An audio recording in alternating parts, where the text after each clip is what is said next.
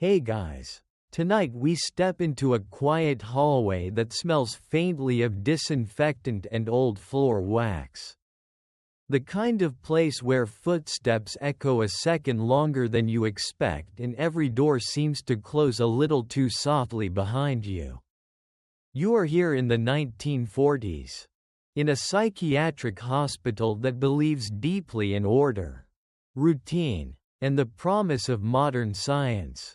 The walls are pale, the lights are gentle but persistent, and the air hums with the low, steady confidence of a world that thinks it has finally found a solution. You listen to that hum and think, in a half-joking, half-nervous way, that you probably wouldn't survive the paperwork alone, let alone what's being proposed. So, before you get comfortable, take a moment to like the video and subscribe, but only if you genuinely enjoy what I do here. And while you're settling in, let me know in the comments where you're listening from and what time it is for you right now. Now, dim the lights, maybe turn on a fan for that soft background hum, and let's ease into tonight's journey together. You're sitting on the edge of a narrow bed. Its metal frame cool beneath your fingers. Its blanket tucked so tightly it looks as if it has been ironed into submission. The window beside you shows a slice of evening sky, the color of watered-down ink, and beyond it, trees that barely move, as if even the wind is being careful not to make a scene. This place runs on schedules and calm voices. Everything is meant to feel reassuring. A well-known historical reality of the 1940s is that psychiatric hospitals were often overcrowded and under pressure to find treatments that could quickly improve patients. The word improve is used a lot, spoken with optimism, as if it were a simple switch someone could flip. You hear it in the way the nurses talk in the hallway. In the way doctors discuss cases during rounds. Improve, stabilize, restore. The language is neat and hopeful. Like a brochure for a vacation you're not entirely sure you signed up for. You've been told that you are here because you are struggling. Maybe it's anxiety that won't loosen its grip. Or sadness that lingers too long. Or thoughts that refuse to line up in tidy rows. The exact label seems to matter less than the general agreement that you are, in some way, not coping well. In the 1940s, that can be enough to land you in a place like this, where the solution being discussed is something called a lobotomy, a word that sounds oddly technical and distant. Like the name of a new appliance rather than a medical procedure. A lesser-known detail is that many patients arrived with only a vague understanding of what this operation involved. Explanations were often simplified, framed in reassuring terms about calming the mind or interrupting troublesome pathways. You imagine being told this in a warm, professional voice. The kind that suggests everything will be fine. That you're in capable hands. It's the same tone someone might use today to explain a software update, a few changes. A smoother experience. Fewer glitches. You watch a nurse move down the corridor. Her shoes making a soft, rhythmic sound. She checks charts, straightens a curtain. Offers a small smile to another patient. Routine is the backbone of this place. Breakfast at the same hour. Lights out at the same hour. Medication at the same hour. The predictability is meant to be comforting. Like a lullaby that repeats the same notes until you relax into them.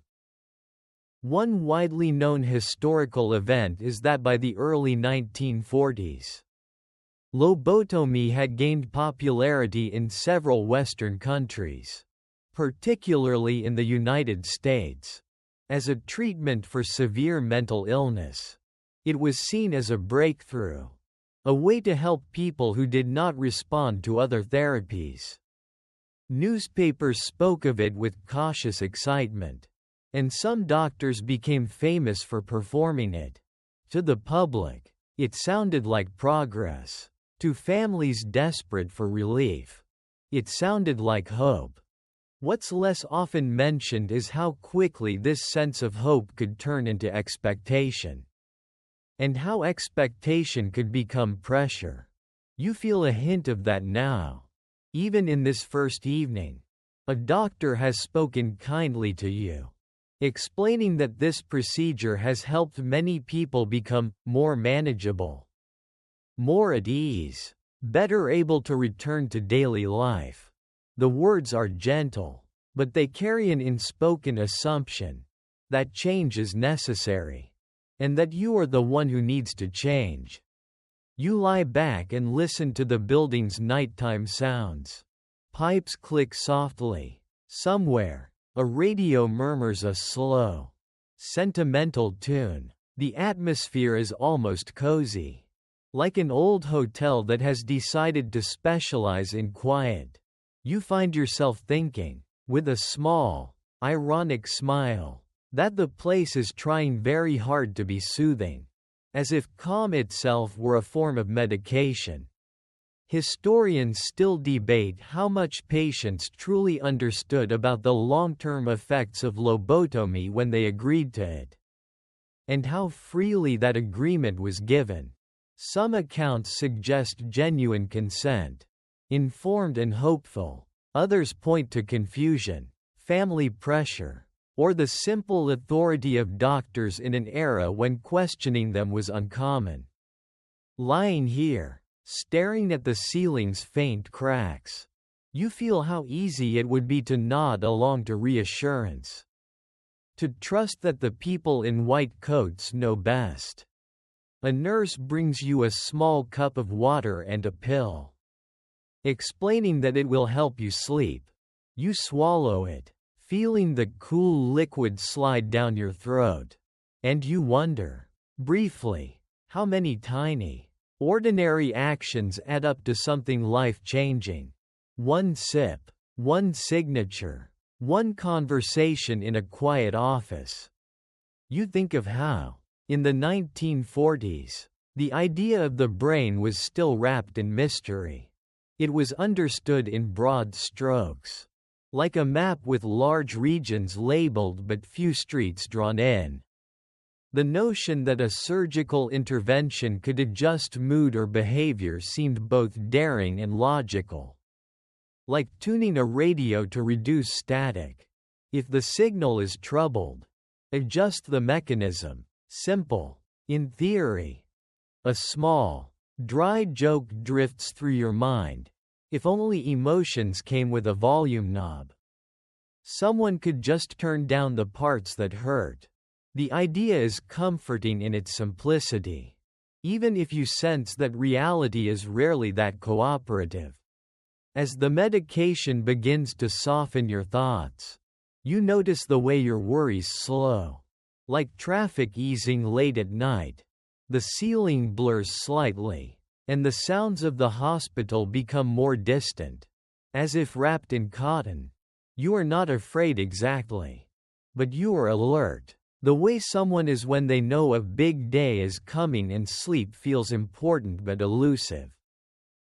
You think about the people who have already gone through this procedure, about the stories that circulate in careful, optimistic language, calmer, quieter, less troubled. These words are offered like promises.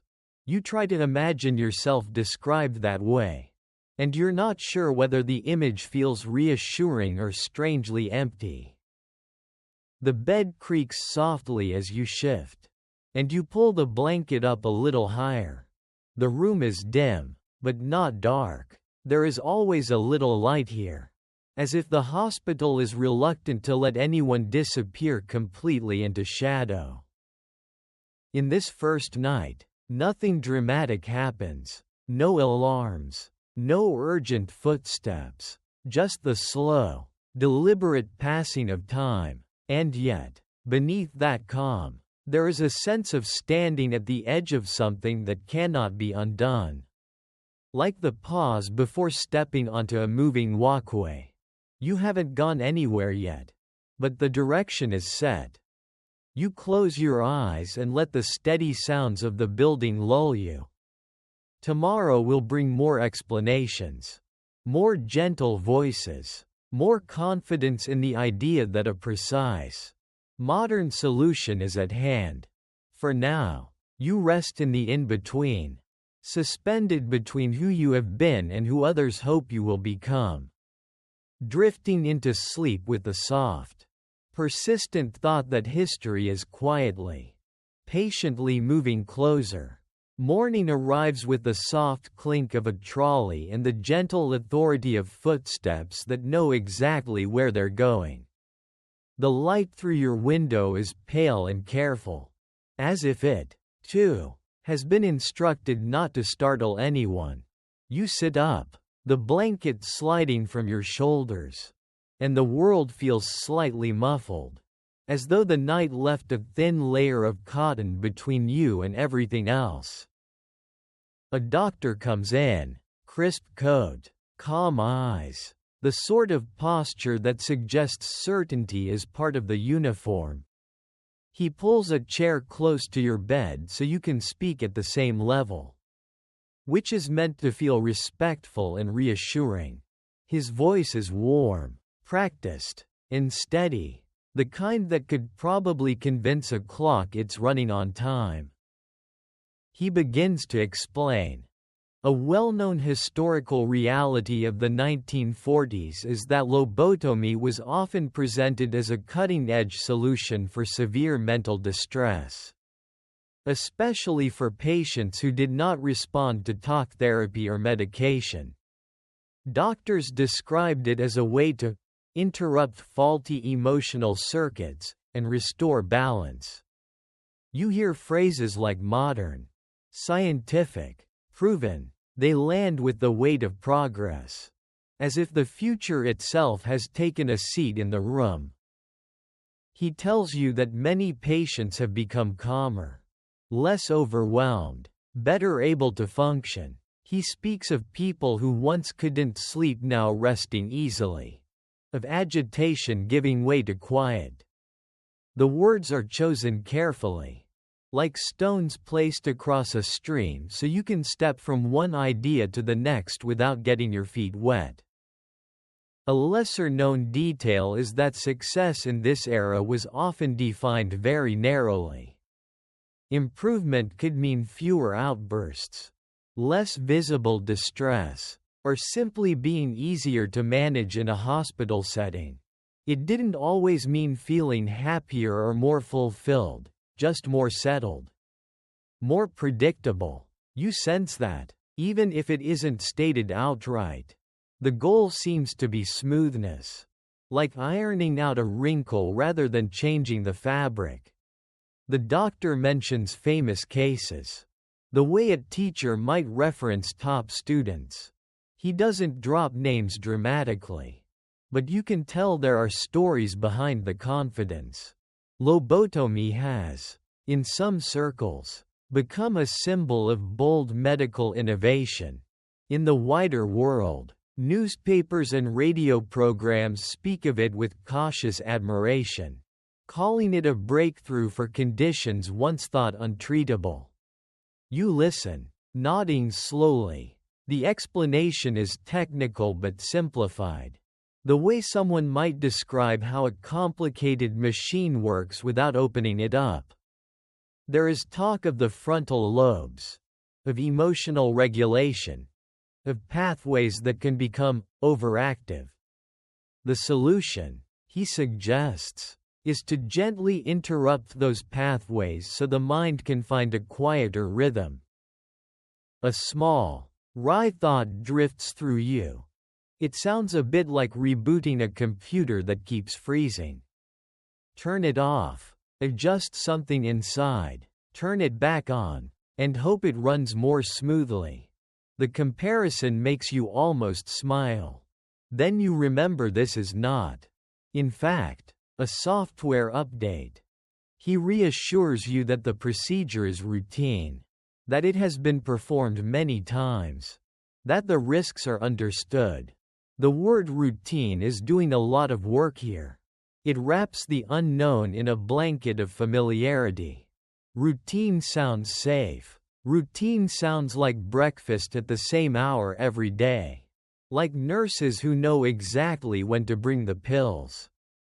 A well-known historical event often cited is the rapid rise of lobotomy in the late 1930s and 1940s. Particularly after prominent surgeons demonstrated how quickly it could be performed and how dramatically it seemed to change behavior.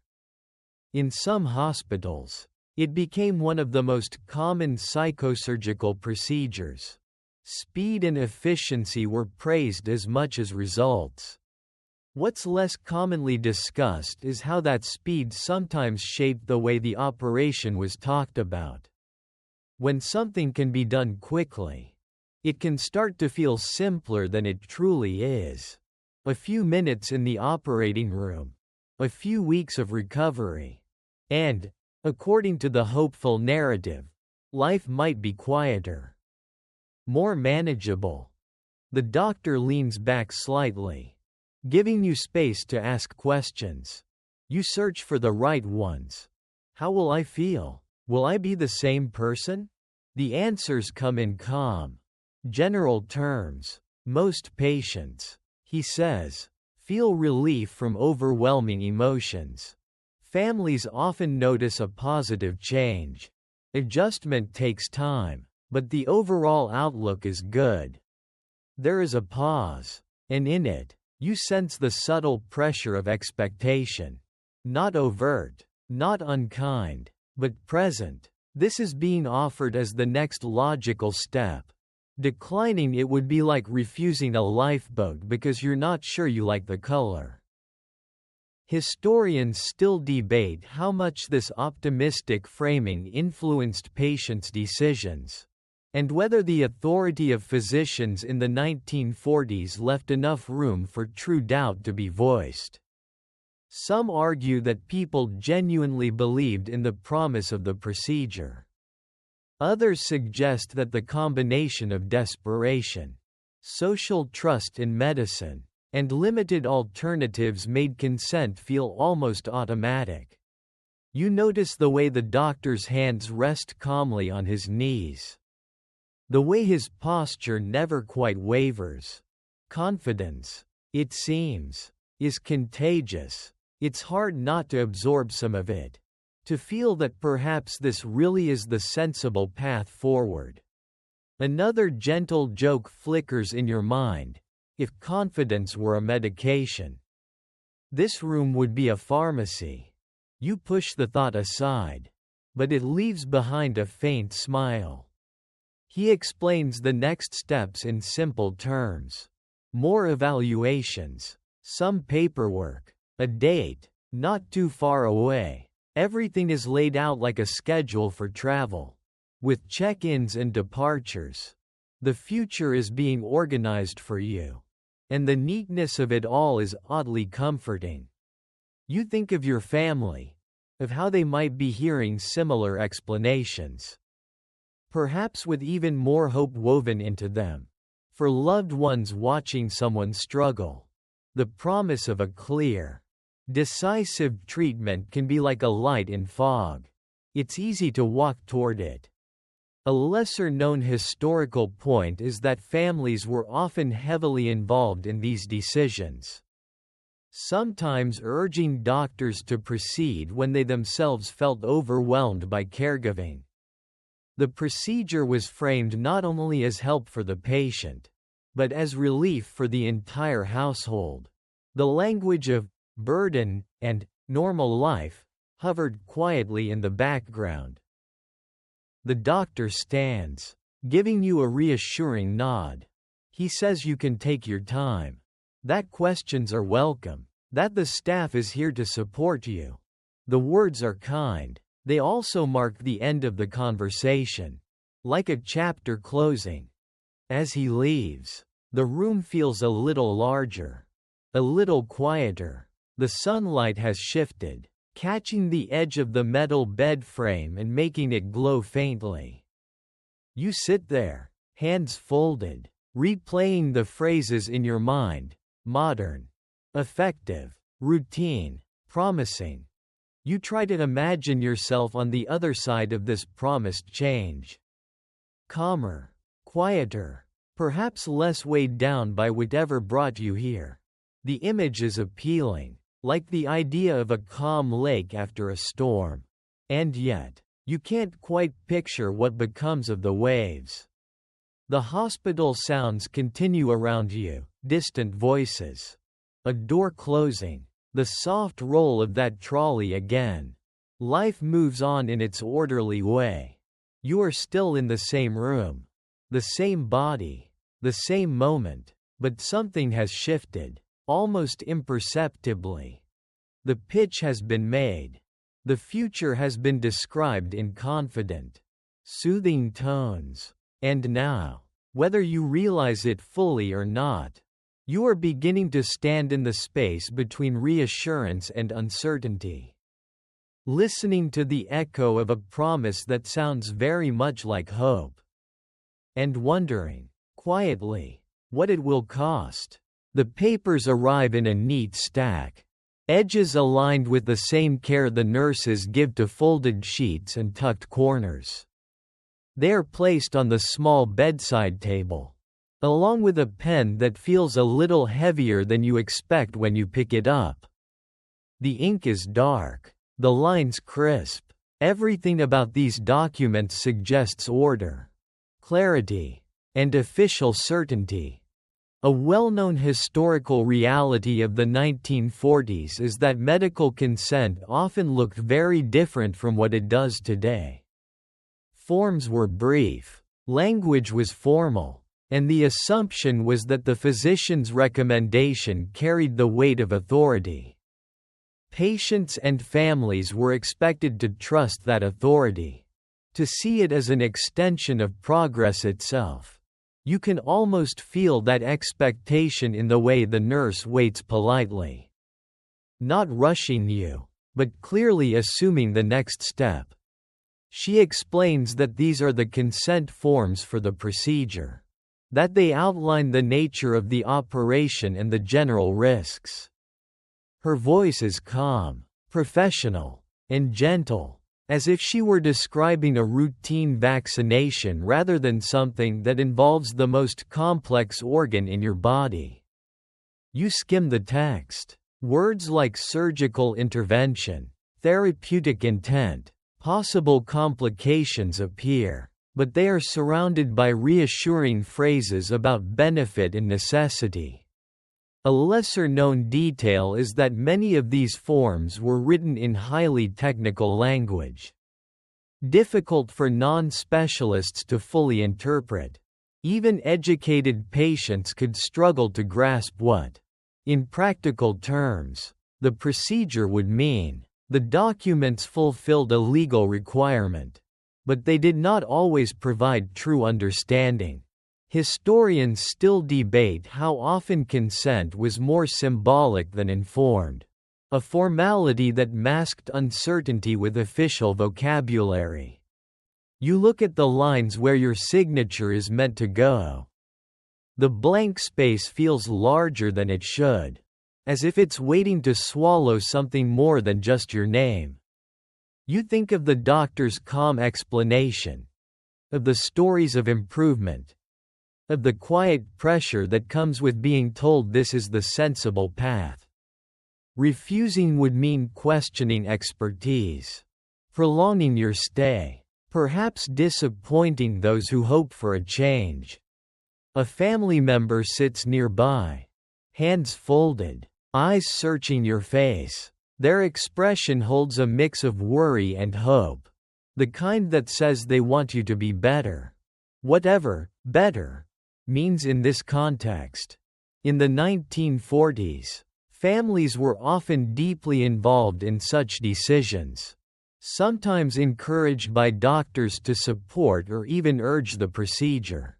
The burden of care, the strain of uncertainty, and the promise of a definitive solution all weighed heavily on them. You feel that weight now. Not as force, but as presence. No one is pushing your hand. No one is raising their voice. And yet, the direction of expectation is clear. Like a gentle current in water that will carry you forward if you simply stop resisting. A well-known historical event often discussed is how quickly lobotomy became accepted in mainstream psychiatric practice once prominent institutions endorsed it. With that acceptance came a sense that it was not experimental, but established. What's less often mentioned is that long-term outcomes were still poorly understood. And follow-up studies were limited. The future effects on personality, motivation, and emotional depth were not yet fully mapped. You ask a question, perhaps about how long recovery will take, or whether you will feel different. The answers are careful and reassuring, but not specific. Improvement varies. Adjustment takes time. Everyone responds differently. These are honest statements, but they also leave a wide space of unknowns. Another small, dry thought passes through your mind. It's remarkable how many life-changing decisions can be summarized with phrases like, varies from person to person. You almost smile. Then remember the seriousness of the moment. The pen rests between your fingers. You notice the faint scratch of its tip as you test it on a corner of the paper. That sound, small and ordinary, feels oddly loud. It anchors you in the present, in the simple physical act that is about to carry such weight. Historians still debate how patients in this era balanced trust and doubt, and how social norms shaped their willingness to defer to medical authority. Some accounts suggest genuine belief in the promise of science. Others reveal quiet confusion, a sense of going along because resisting felt both difficult and futile. The truth, as always, likely lies somewhere in between. You think of the calm routines of the ward, of the doctor's confident tone, of the way the procedure has been framed as a doorway to a quieter, more manageable life. You also think, fleetingly, of what it means to alter the brain, of how identity and emotion are tangled in its folds. The thought is unsettling, but it is quickly wrapped again in the soft cloth of reassurance. The nurse nods encouragingly, not impatient, just present. Your family member offers a small, supportive smile. The room is quiet, the air steady, as if even the walls are waiting. You sign. The pen moves, leaving a dark line that curves into the shape of your name. It takes only a second. When you lift the pen, the page looks the same as it did before, except for that one new mark. And yet, something has changed. A decision has been made, formally and officially, in ink that will not easily fade. As the papers are gathered and placed back into their neat stack, you feel a curious mix of relief and uncertainty. Relief that a choice has been made, that the waiting and the not knowing have, in some sense, resolved into a plan. Uncertainty because the plan leads somewhere you cannot clearly imagine. A faint, ironic thought drifts by. It's strange how the future can hinge on such a quiet moment. With no drumroll, no dramatic music, just the soft scratch of a pen on paper. The nurse thanks you and assures you that everything will be taken care of. The family member squeezes your hand gently. The room returns to its normal, orderly rhythm. But inside, you are now standing on a different side of the line. The promise of change is no longer just an idea discussed in calm voices. It is something you have agreed to. Something that will, soon enough, move from paper into reality. And as you sit there, watching the light shift on the wall, you sense how consent, in this quiet, pressured, hopeful form, has carried you one step closer to an experience that will reshape far more than any document can ever describe. The evening settles over the ward with a softness that feels almost intentional. As if the building itself is trying to lower its voice. Lights are dimmed but not turned off, leaving a gentle glow in the corridors. Curtains are drawn halfway, enough to soften the outside world without fully shutting it out. You are told this is the pre-operative ward, a place where patients wait, rest, and prepare, though no one is quite specific about what preparation means beyond following instructions and staying calm. A well-known historical reality of the 1940s is that hospitals placed great emphasis on order and routine. Especially before surgery, regular schedules, quiet hours, and carefully managed environments were believed to support both physical and mental readiness. You can feel that philosophy here in the way everything seems arranged to reduce surprise.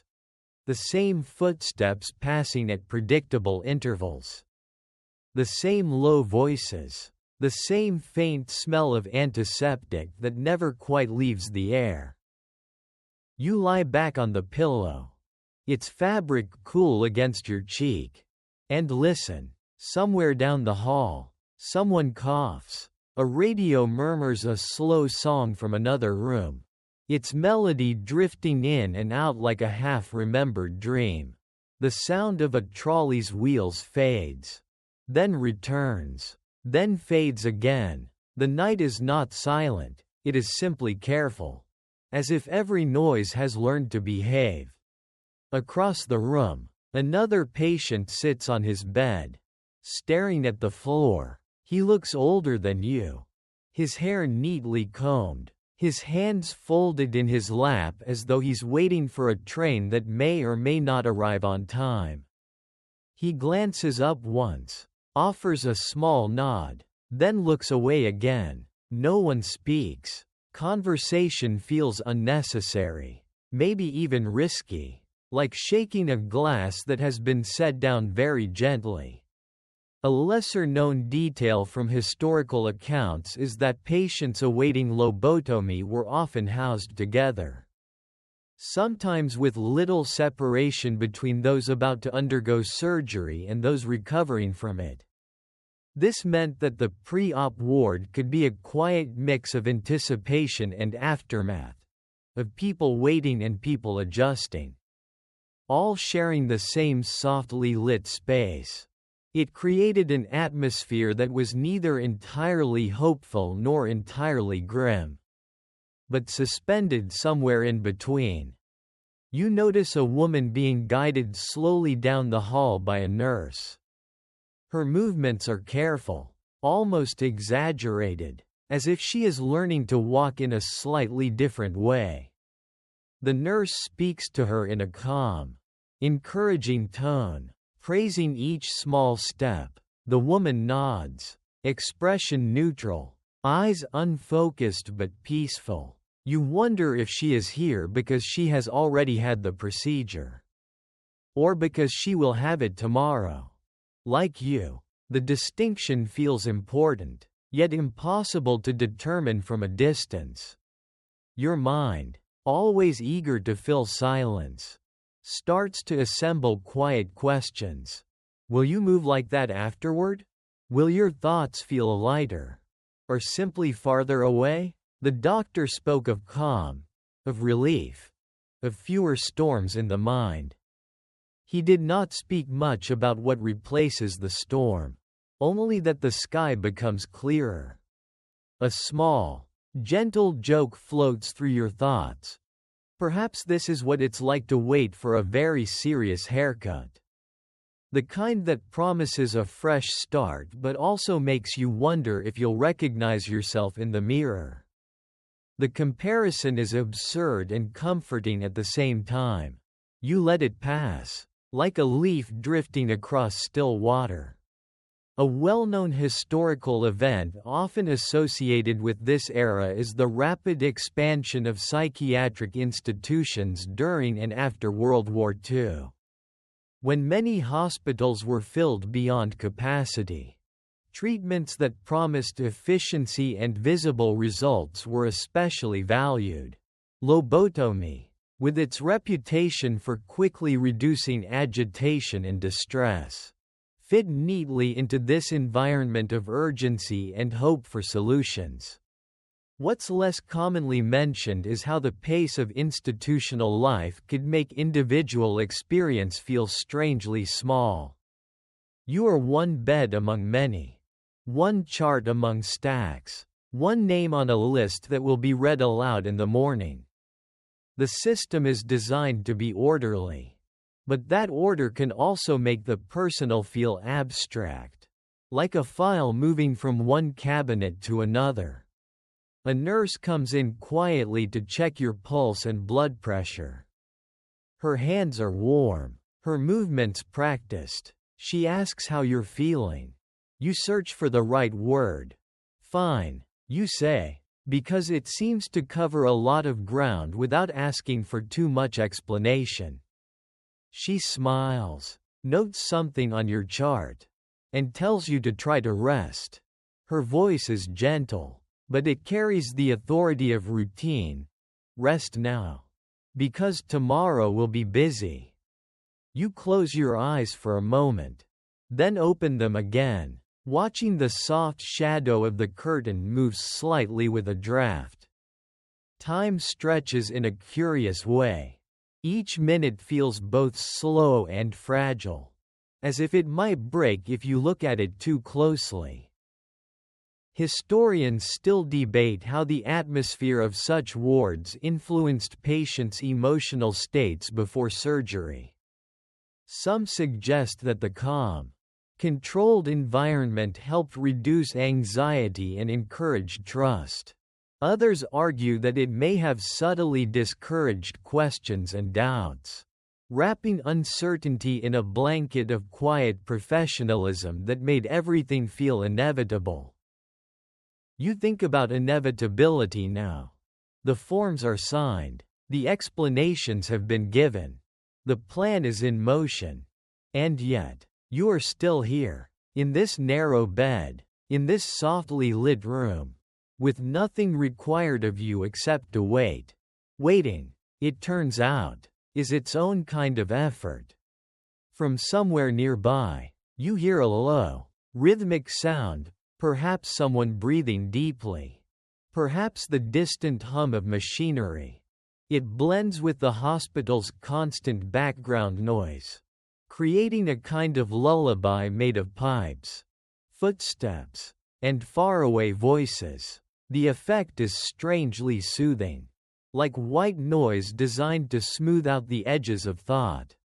Another patient turns over in his bed, the mattress creaking softly. He mutters something you can't quite make out, then settles again. You imagine his dreams, shaped by the same quiet hallways, the same promises of change.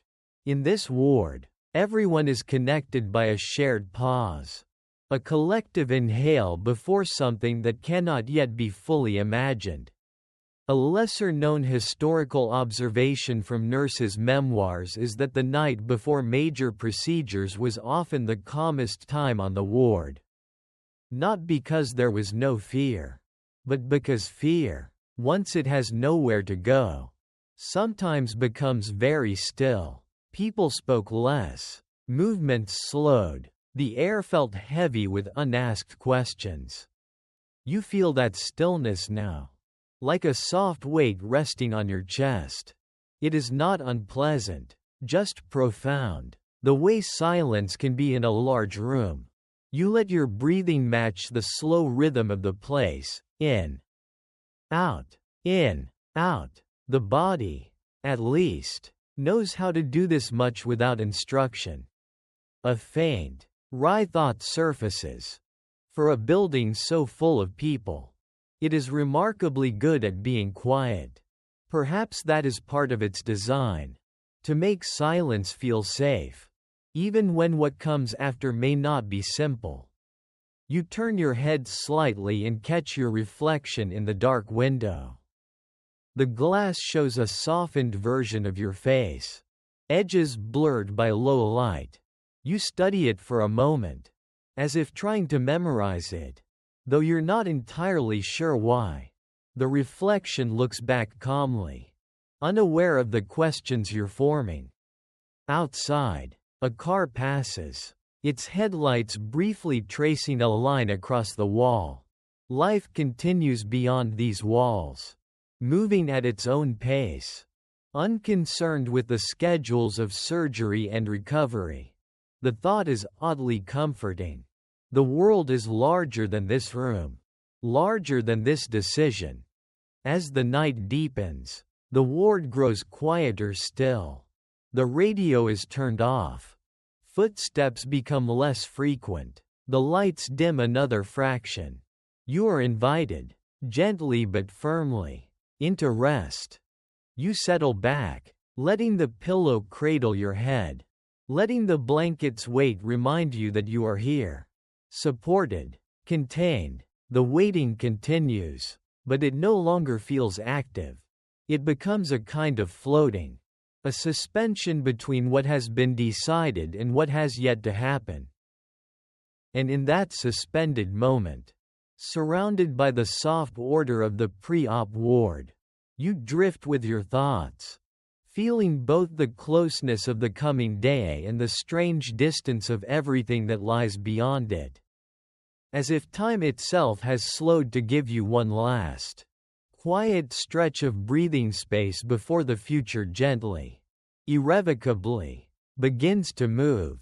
Morning brings with it a subtle change in the air, the kind you feel before you can name it.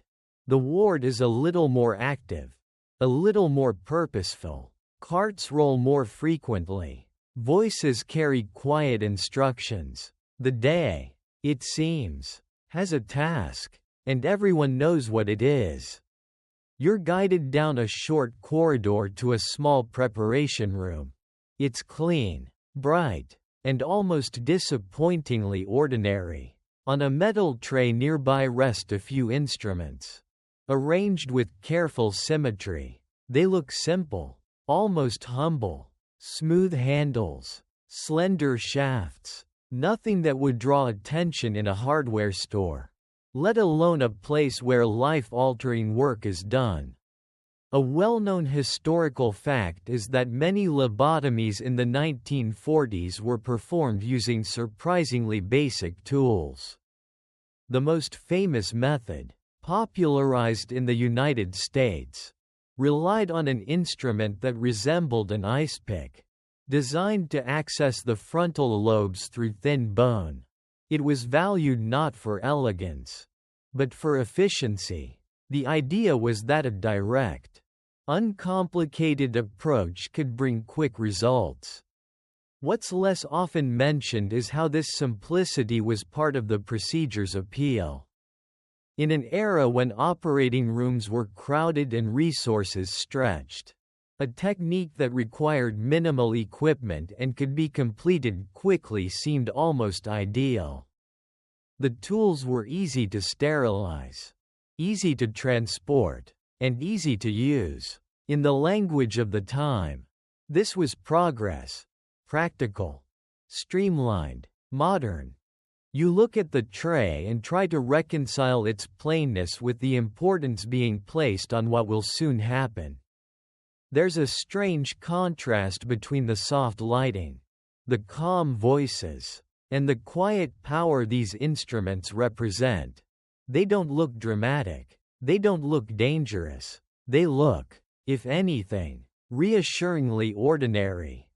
A nurse notices your gaze and offers a small, friendly smile. She explains, in a matter-of-fact way, that everything is ready, that the doctors are very experienced, that the procedure has been performed many times before.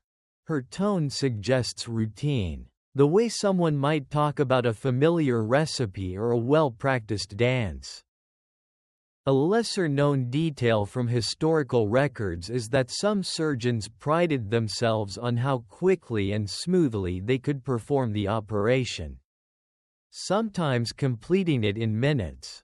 Speed was seen as a sign of skill and confidence. The instruments, simple as they were, became symbols of a new kind of medical efficiency, one that favored decisiveness over prolonged uncertainty. You find yourself thinking, with a faint, slightly nervous humor, that the tools look like they belong in a tidy toolbox rather than a surgical theater. It's an odd comparison, but it helps your mind grasp something that still feels abstract. Tools fix things. After all, that's their job. The room hums softly with the sound of equipment, and you become aware of how carefully everything is organized. Each item has its place. Each movement by the staff seems rehearsed. This order is meant to be comforting, a visible sign that nothing here is left to chance. Historians still debate how much the apparent simplicity of the instruments influenced public and professional perception of lobotomy. Some argue that it made the procedure seem less daunting, more accessible, and therefore easier to accept. Others suggest that this very simplicity masked the complexity and risk of altering the brain, making the intervention feel more straightforward than it truly was. You are invited to sit, then to stand, then to sit again as final checks are made. The process is gentle, unhurried, almost ceremonial in its calm. The tools remain on their tray, silent and still, waiting. A small, dry thought drifts through you. It's remarkable how something so life-changing can be set out so neatly. Like cutlery before a meal. The comparison is strange, but it carries a hint of comfort. Neatness suggests control. Control suggests safety. The nurse adjusts your sleeve, checks your identification band, and gives you a quiet nod of reassurance. Everything is in place. The instruments are ready. The staff is ready. And you, whether you feel ready or not, are about to move from preparation into experience. As you take a slow breath, the ordinary appearance of the tools lingers in your mind. They don't look like symbols of fate or destiny. They look like objects designed to do a job, used by people who believe firmly in what they're about to do. In that belief, and in the calm, orderly presence of these simple instruments, you sense the weight of an era that trusted deeply in practical solutions, in decisive action, and in the idea that the most complex problems of the mind could, with the right tools, be gently and efficiently set right. Morning rounds arrive with a soft choreography of movement. Doors open, close, and open again. Charts are consulted. Names are spoken in low, respectful tones, as if volume itself might disturb something delicate. You are guided back to your bed for a final check, the kind meant to reassure everyone that all the small details have been accounted for. A well-known historical reality is that pre-operative routines in the 1940s were designed to be methodical and calming. Vital signs were taken, questions repeated, instructions reviewed. This was the era's way of building confidence, by showing that everything followed a clear, practiced order. The message was simple. This has been done before, many times, and it will be done again today. A nurse smooths your blanket and checks your wristband, confirming your name with a gentle smile. Another adjusts the light so it isn't too bright, explaining that your eyes should be comfortable. These gestures are small, but they carry a quiet kindness, as if the staff is trying to wrap the coming hours in layers of normalcy. You notice how everyone speaks to you in the present tense. You're doing well. You look calm. Everything is ready. It's a subtle way of anchoring you in the moment, keeping your thoughts from wandering too far ahead. The future is being carefully, politely postponed.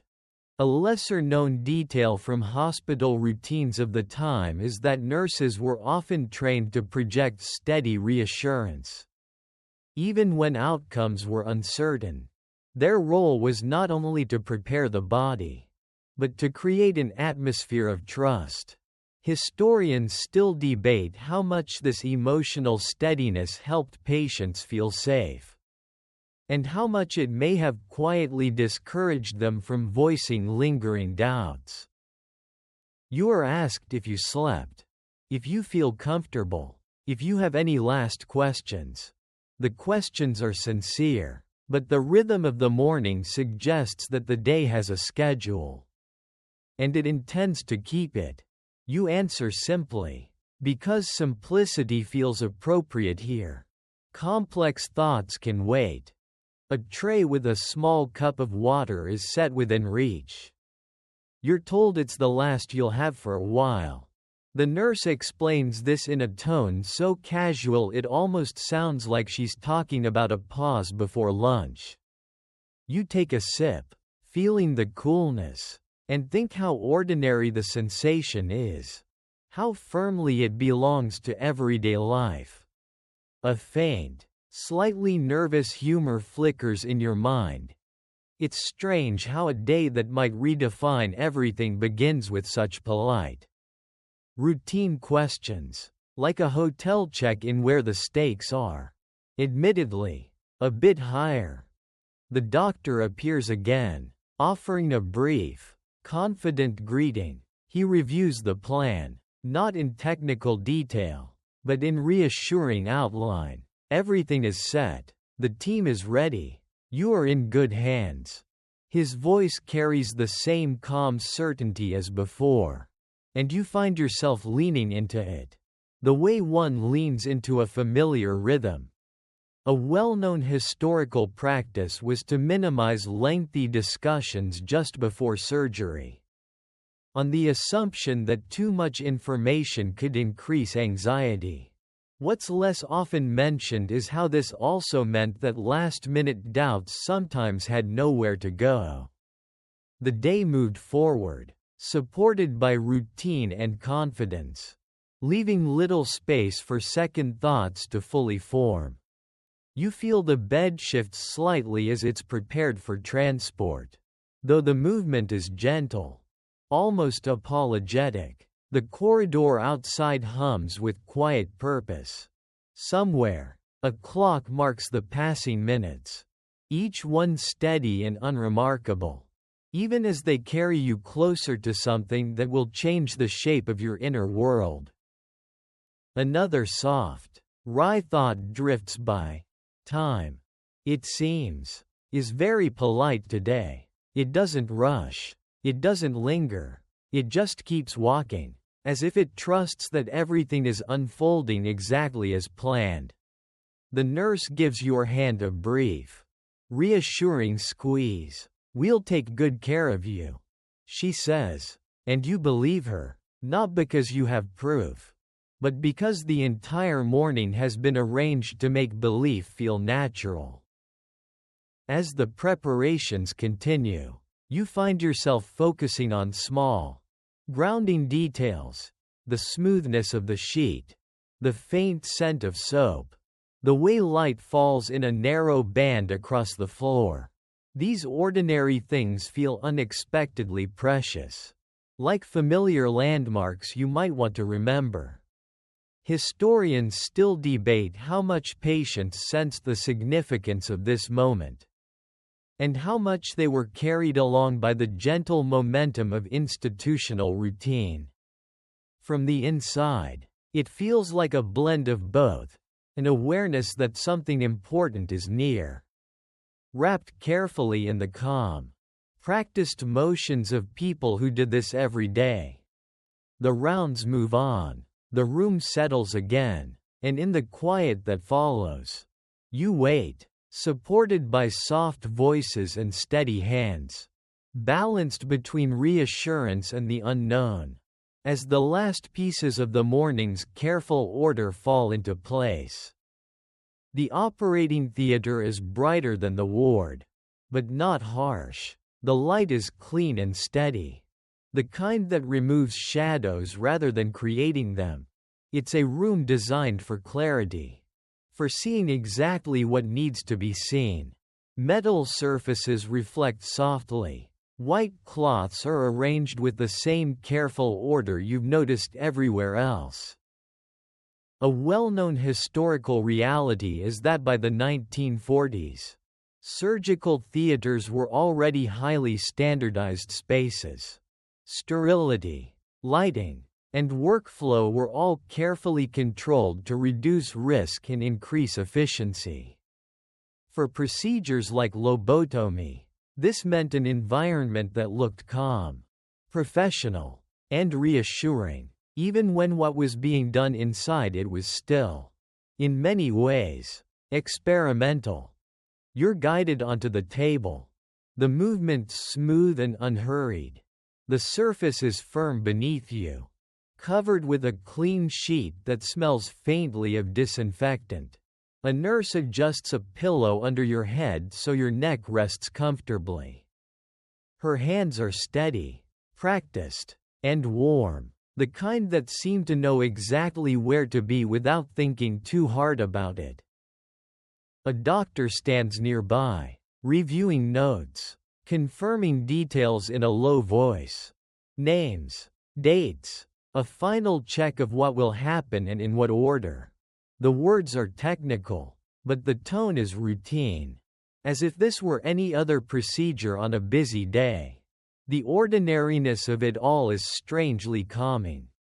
A lesser-known detail from historical accounts is that many patients were only lightly sedated or even fully conscious during certain forms of lobotomy, particularly those designed to be quick and minimally invasive by the standards of the time.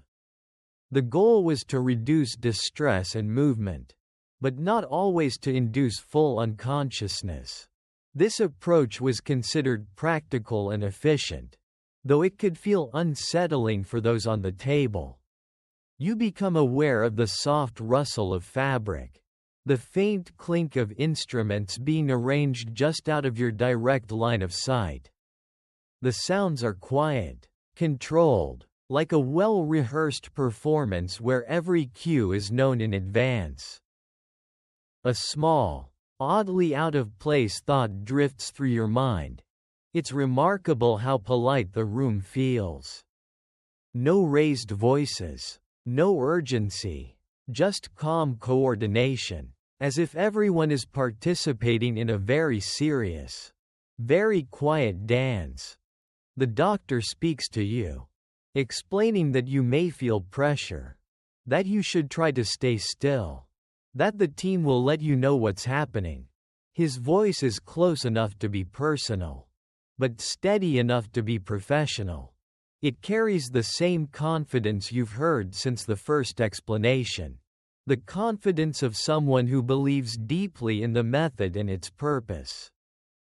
A well-known historical event often referenced is the popularization of frontal lobotomy techniques in the 1930s and 1940s. Particularly in large hospitals where surgeons refined their approach through repetition. Demonstrations were sometimes given to other physicians, and the procedure was discussed in conferences as a symbol of bold, modern psychiatry. What's less commonly mentioned is how the atmosphere of the operating room itself contributed to the perception of legitimacy. The careful setup, the quiet teamwork, the visible adherence to protocol, All of it signaled that this was real medicine, not guesswork. Historians still debate how much this sense of order and professionalism shaped patients' trust, and how much it may have masked the uncertainties that still surrounded long-term outcomes. You focus on your breathing, slow and even, the way you were gently encouraged to do. The ceiling above you is plain, a soft, neutral color, free of distraction. It's the kind of surface your eyes can rest on without effort, which seems intentional. The nurse's voice comes again, calm and close, reminding you that everything is going well, that you're doing fine. The words are simple, but they carry a surprising amount of weight. Being told you're doing fine has a way of making you believe it, even when you're not entirely sure what fine will mean in the hours and days to come. A faint, slightly nervous humor surfaces. You're lying in a room full of very serious people, all of whom seem convinced this is a good idea, and you can't help but think that if confidence were a blanket, you'd be very warmly covered right now. The team takes their positions. Movements slow, precise. No one rushes. No one hesitates. The routine unfolds exactly as planned, like a sequence that has been practiced until it no longer needs to be spoken aloud. In this moment, before anything truly begins, you feel suspended between two worlds. Behind you, the quiet ward, the waiting, the conversations, the signatures. Ahead of you, an experience that will shape the way your thoughts and feelings move through time. And around you, the calm, bright certainty of a room that believes it is doing something important, something helpful, something that belongs to the forward march of science. You lie still, listening to the soft sounds of preparation, feeling the steady presence of those who have done this many times before. The atmosphere is not dramatic. It is not frightening in any obvious way. It is, above all, composed. And in that composition, in the gentle hum of order and confidence, you sense how the story is quietly, irrevocably moving from explanation into action. The moment itself arrives not with a dramatic flourish, but with a subtle shift in attention. The room grows even quieter, as if everyone has collectively decided to lower the volume of their thoughts. You are aware of hands moving into position, of instruments being readied just beyond your direct line of sight, of the calm, steady presence of the doctor who has guided you here.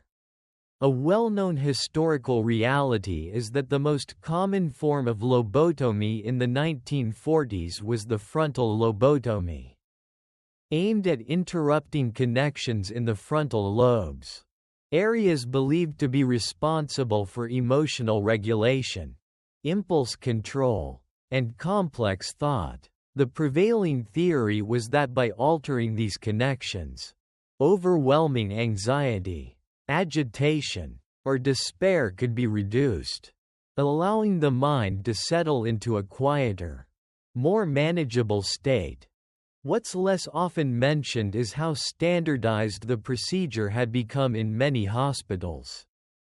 There was a sequence, a routine, a set of steps followed with the same confidence as any other surgical protocol.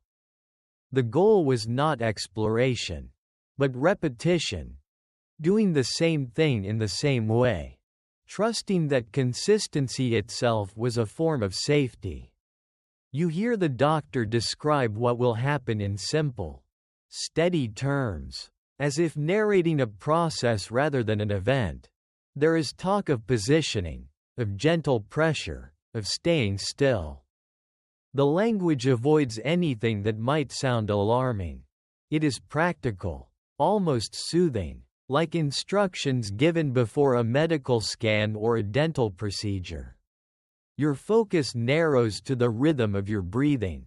In, out, in, out. The ceiling remains a calm, neutral presence above you, offering nothing dramatic for your eyes to cling to. Somewhere nearby, a nurse murmurs reassurance, her voice low and even, a soft anchor in the room's bright stillness.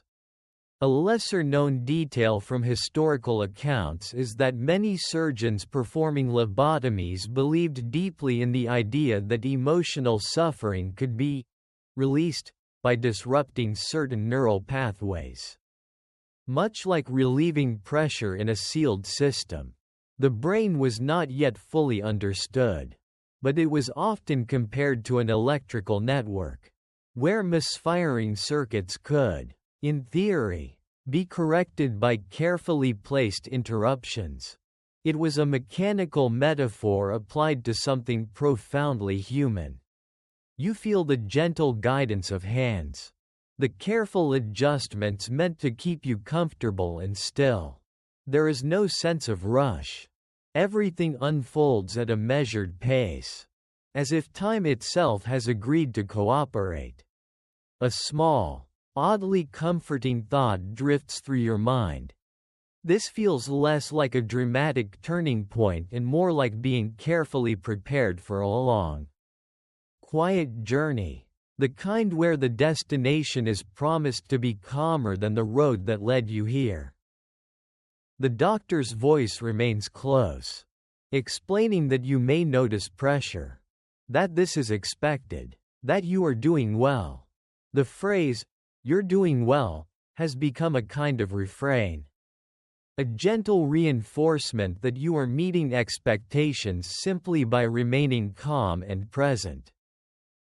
A well-known historical event associated with this era is the awarding of high professional recognition to pioneers of psychosurgery, which further cemented the belief that lobotomy was not a fringe experiment, but a legitimate, even groundbreaking, medical advancement. This endorsement by respected institutions and figures gave procedures like the one you are undergoing a powerful aura of credibility.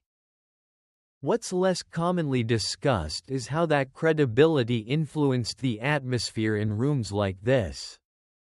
Doubt, if it existed, tended to stay quiet, overshadowed by confidence and consensus. The procedure was framed not as a question, but as an answer. Historians still debate how fully patients and even some practitioners understood the long-term implications of altering frontal lobe connections, and whether the early reports of success truly captured the complex changes that followed in personality, motivation, and emotional depth. You remain still, aware of the careful, precise movements happening around you. The room's calm does not break. No one raises their voice. No one hurries. The process is unfolding exactly as planned, in the same sequence that has been repeated in countless other rooms, with countless other patients, all under the same hopeful assumption that quieting the storm inside the mind is an unquestionable good. Another faint, slightly surreal comparison surfaces. It feels a bit like being part of a very serious, very quiet orchestra, where every instrument knows its cue and the conductor trusts the score completely. You are not playing a note, but you are still part of the arrangement. The sense of time becomes soft, almost blurred at the edges. Minutes feel less like ticking units and more like a continuous, gentle flow. You are aware of being here, of being the focus of careful attention, and of the unspoken belief that what is being done is both necessary and beneficial.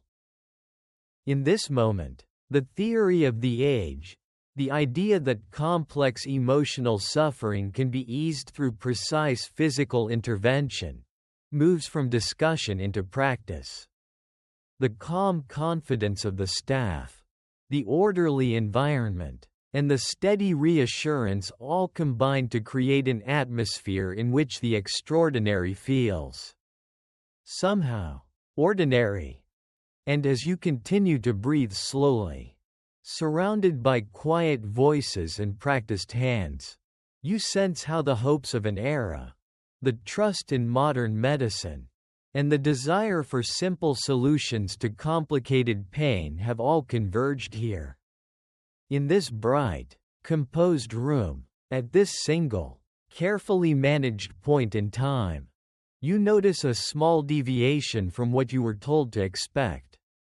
Not dramatic enough to break the calm, but distinct enough to register in the quiet.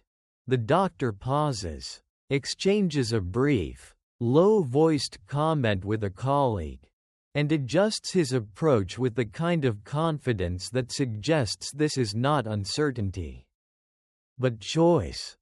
A well-known historical reality is that while frontal lobotomy had a standard method, surgeons in the 1940s often experimented with slight variations. Some believed that altering the angle, depth, or pathway of the instrument could produce better results for certain symptoms. These modifications were discussed in medical circles as refinements, the way a craftsman might adjust a tool to suit different materials. What's less commonly mentioned is how informal some of these variations could be.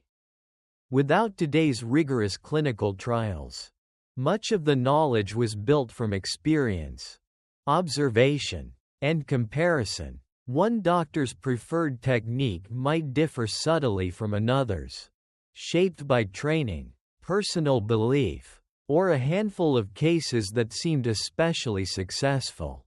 Historians still debate how much these individual choices influenced outcomes, and how often they were guided by intuition rather than evidence. You sense the shift more in atmosphere than in sensation. The room remains composed. The nurse's voice stays steady. The ceiling above you does not change. Yet, there is a brief, almost imperceptible tightening of focus among the staff. The way people become when they are about to do something that requires just a little more precision. The doctor explains, softly, that he is using a technique he has found particularly effective for patients with symptoms like yours. The words are reassuring, framed as personalization rather than experiment. In the language of the time, this is progressive medicine, adapting the procedure to the individual, rather than forcing every mind into the same template. A lesser-known historical detail is that some surgeons kept private notes on such variations, tracking how patients responded and adjusting their methods accordingly. These records were not always standardized or widely shared, which means that the full range of techniques used during this period is still not completely understood. Historians continue to piece together these differences from case files, memoirs, and scattered reports, trying to map how practice evolved in small, quiet steps. You lie still, listening to the calm instructions, feeling the careful adjustments meant to keep you comfortable and steady. The reassurance continues, you're doing well. Everything is proceeding as expected. The phrase, as expected, is interesting. You think, expected by whom, exactly? By the textbooks? By the doctor's past experience? By the hopeful narrative that has brought you here? A small, gentle humor flickers through your mind. It's a little like being told the chef is adding a personal twist to a familiar recipe. You're assured it's an improvement, even if you don't quite know what the original tasted like. The atmosphere remains one of confidence. No one seems uneasy. The variation is treated as a sign of expertise, of careful tailoring rather than uncertainty. in an era that prized innovation and trusted its pioneers. Such individual judgment carried great weight. A well-known historical event often cited is the way prominent lobotomy practitioners demonstrated their techniques to peers, sometimes showcasing slight modifications as evidence of advancing skill. These demonstrations reinforced the idea that the procedure was not only established, but also evolving, moving toward greater effectiveness with each small refinement. What's less often discussed is how patients experienced these refinements. From the table, the distinctions between one method and another are largely invisible, translated only through the calm voices and steady hands of those performing them. The science, the debate, the subtle differences in approach all remain in the background, while the immediate reality is simply that something important is happening, carefully and deliberately. Historians still argue about how much these variations mattered in the long run, and whether certain techniques led to different patterns of change in emotion and behavior. Some suggest that small differences could have significant effects. Others believe that the broader impact of the procedure overshadowed these nuances. The truth, like so much in this chapter of medical history, remains complex and partly unresolved. You remain focused on your breathing, on the steady rhythm that anchors you in the present. The room's calm does not waver. The staff's confidence does not falter. The unusual detail, this slight variation in technique, slips into the flow of the procedure as naturally as a subtle change in tempo in a piece of music. And in that smooth, almost seamless adjustment, you sense how the practice of the time blends certainty with exploration, routine with personal judgment. The promise is the same, that this careful, deliberate intervention will quiet what has been too loud, soften what has been too sharp, and guide your mind toward a calmer, more manageable horizon, shaped by both the standards of the era and the individual hand of the doctor who believes he knows the best way forward. When awareness returns in a clearer way, it does so gently, like a tide coming back in rather than a wave crashing on shore. The first thing you notice is heaviness. Not pain, exactly, but a deep, settling weight behind your eyes and across your forehead, as if your thoughts themselves have decided to lie down and rest. The room is quieter now. The bright clarity of the operating theater has softened into a calmer, dimmer light. You hear voices, but they seem to come from a respectful distance, as if the world has agreed to give you some space. A nurse notices your eyes opening and moves closer, her expression calm and encouraging. A well-known historical fact is that patients emerging from lobotomy often appeared subdued in the immediate aftermath. Doctors described this as a settling or quieting effect, interpreting it as the first sign that the procedure had reduced emotional turmoil. In clinical notes of the 1940s, this early calm was frequently recorded as a positive indicator. What's less often mentioned is how unfamiliar this calm could feel from the inside. The usual stream of thoughts, worries, and reactions does not rush back all at once. Instead, everything seems slightly slowed, as if your mind is moving through thick air. Sensations arrive one by one rather than all together. Note the ceiling, note the light, note the soft sound of someone walking past. Each impression stands alone for a moment before the next one follows. You try to move your hand, and it does so, though the motion feels distant. like watching someone else perform a simple task on your behalf. The nurse asks how you're feeling. You search for the right word. Tired, you say, because it feels accurate and easy. She nods. Pleased. Tired as expected. Tired as safe. A lesser-known detail from post-operative reports is that many patients had difficulty articulating their internal state in the first hours or days after the procedure. Not because they were unable to speak, but because the emotional urgency that usually gives words their push seemed muted. Historians still debate whether this was a temporary effect of anesthesia and shock, or an early sign of deeper changes in emotional processing. You are helped into a more comfortable position. The pillow adjusted. The blanket drawn up. The physical care is gentle and precise. The same careful routine you have seen since arriving. It's meant to reassure you that everything is proceeding as planned. A small, almost amused thought floats through your mind.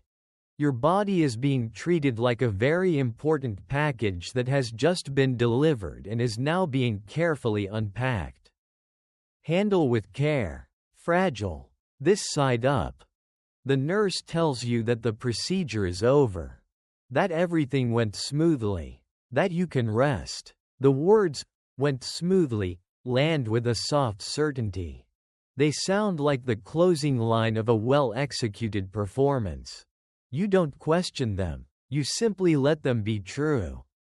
A well-known historical observation is that early post-operative assessments often focused on outward behavior, whether the patient was calm, cooperative, and free from obvious distress. If these boxes were checked, the operation was considered a success in its immediate phase. Inner experience, more subtle and harder to measure, received far less attention.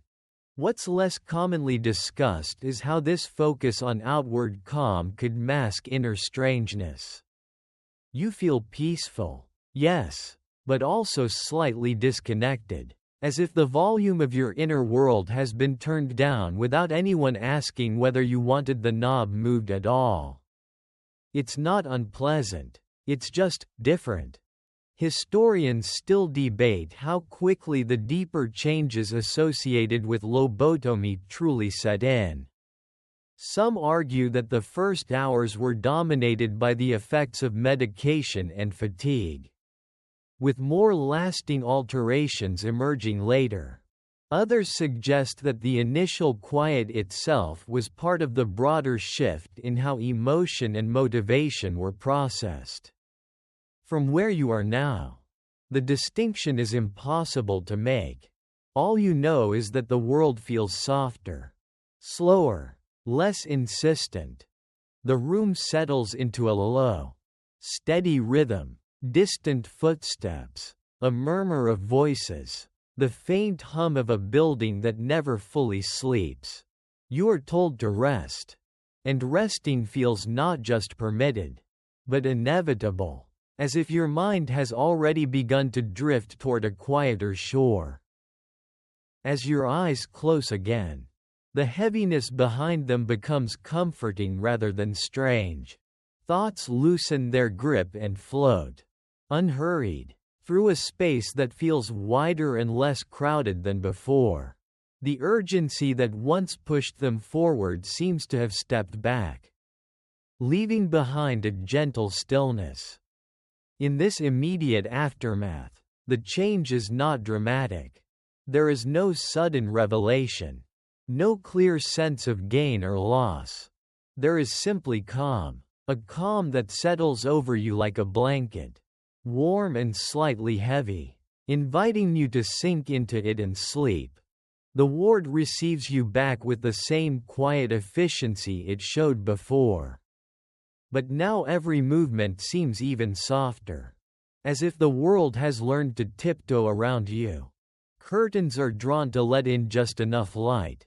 A chair is placed nearby for a nurse who will check on you at regular intervals. Your name is written clearly on a chart at the foot of the bed. And beneath it, small notes begin to appear, marking time and observation. A well-known historical reality is that after lobotomy, patients were often kept under close watch for changes in behavior rather than changes in feeling. Nurses and doctors noted whether you were calm, whether you followed simple instructions, whether you slept, ate, and responded when spoken to. In the medical thinking of the 1940s, outward tranquility was a primary sign that the treatment was working. From the inside, that tranquility feels like a gentle fog, not a frightening one, just a soft blurring around the edges of thought. When you open your eyes, the room appears clear enough, but the urge to react to it is quieter than you remember. You notice the window, you notice the light, you don't feel compelled to comment on them or attach much meaning. They simply exist, and that seems to be enough. A lesser-known detail from hospital notes of the era is that some patients described this phase as a kind of floating. They were awake, aware, and able to answer questions, but their emotional responses were muted, as if the usual currents of worry or excitement had slowed to a near standstill. Staff often interpreted this as relief from distress, and in many cases, they were genuinely pleased to see such calm. A nurse asks if you're comfortable. You nod. She asks if you need anything. You consider the question for a moment, then shake your head. The idea of wanting something feels distant. Not impossible, just less urgent than it once might have been. She smiles, makes a note on your chart, and tells you to rest. You do. Time stretches in a way that is hard to measure. Minutes and hours pass, but they don't announce themselves with the same sharpness. You drift in and out of light sleep, waking to small, ordinary sounds. Footsteps, a cart rolling, a quiet voice calling someone else's name. Each sound registers, then fades without leaving much behind. A well-known historical practice during this recovery phase was to keep stimulation low. Bright lights, loud noises, and too much conversation were avoided. The goal was to let the brain settle, to encourage a smooth transition into this new, calmer state. The ward, with its soft lighting and measured routines, is designed to support exactly that. What's less often mentioned is how this low-stimulation environment could also make it harder for patients to notice subtle changes in themselves. When everything around you is quiet and controlled, it becomes easier to accept quietness inside as normal, even if it is different from what you once knew. Historians still debate how much of this early calm was due to the procedure itself and how much was the result of medication, fatigue, and the soothing structure of the hospital setting. Some argue that true personality changes only became clear weeks or months later. Others believe that the first, gentle flattening of emotional intensity was already a sign of deeper alteration. You listen to the nurse as she gives you simple instructions: drink a little water. Try to sleep. Let them know if you feel unwell. You follow them easily. There is no resistance, no anxious questioning, no need to analyze. Compliance feels natural, almost effortless. A small, faintly humorous thought drifts through your mind. It's as if your inner critic and your inner worrier have both stepped out for a coffee break and forgotten to come back. The silence they leave behind is oddly spacious. The day continues in this soft, unhurried way. Food is brought. You eat a little, more because it is offered than because you feel a strong hunger. The taste is there, but it doesn't demand your attention. You rest again, the ceiling and the slow movement of light across it becoming your main companions. In this quiet recovery, improvement is being measured in stillness. Calm is being taken as confirmation.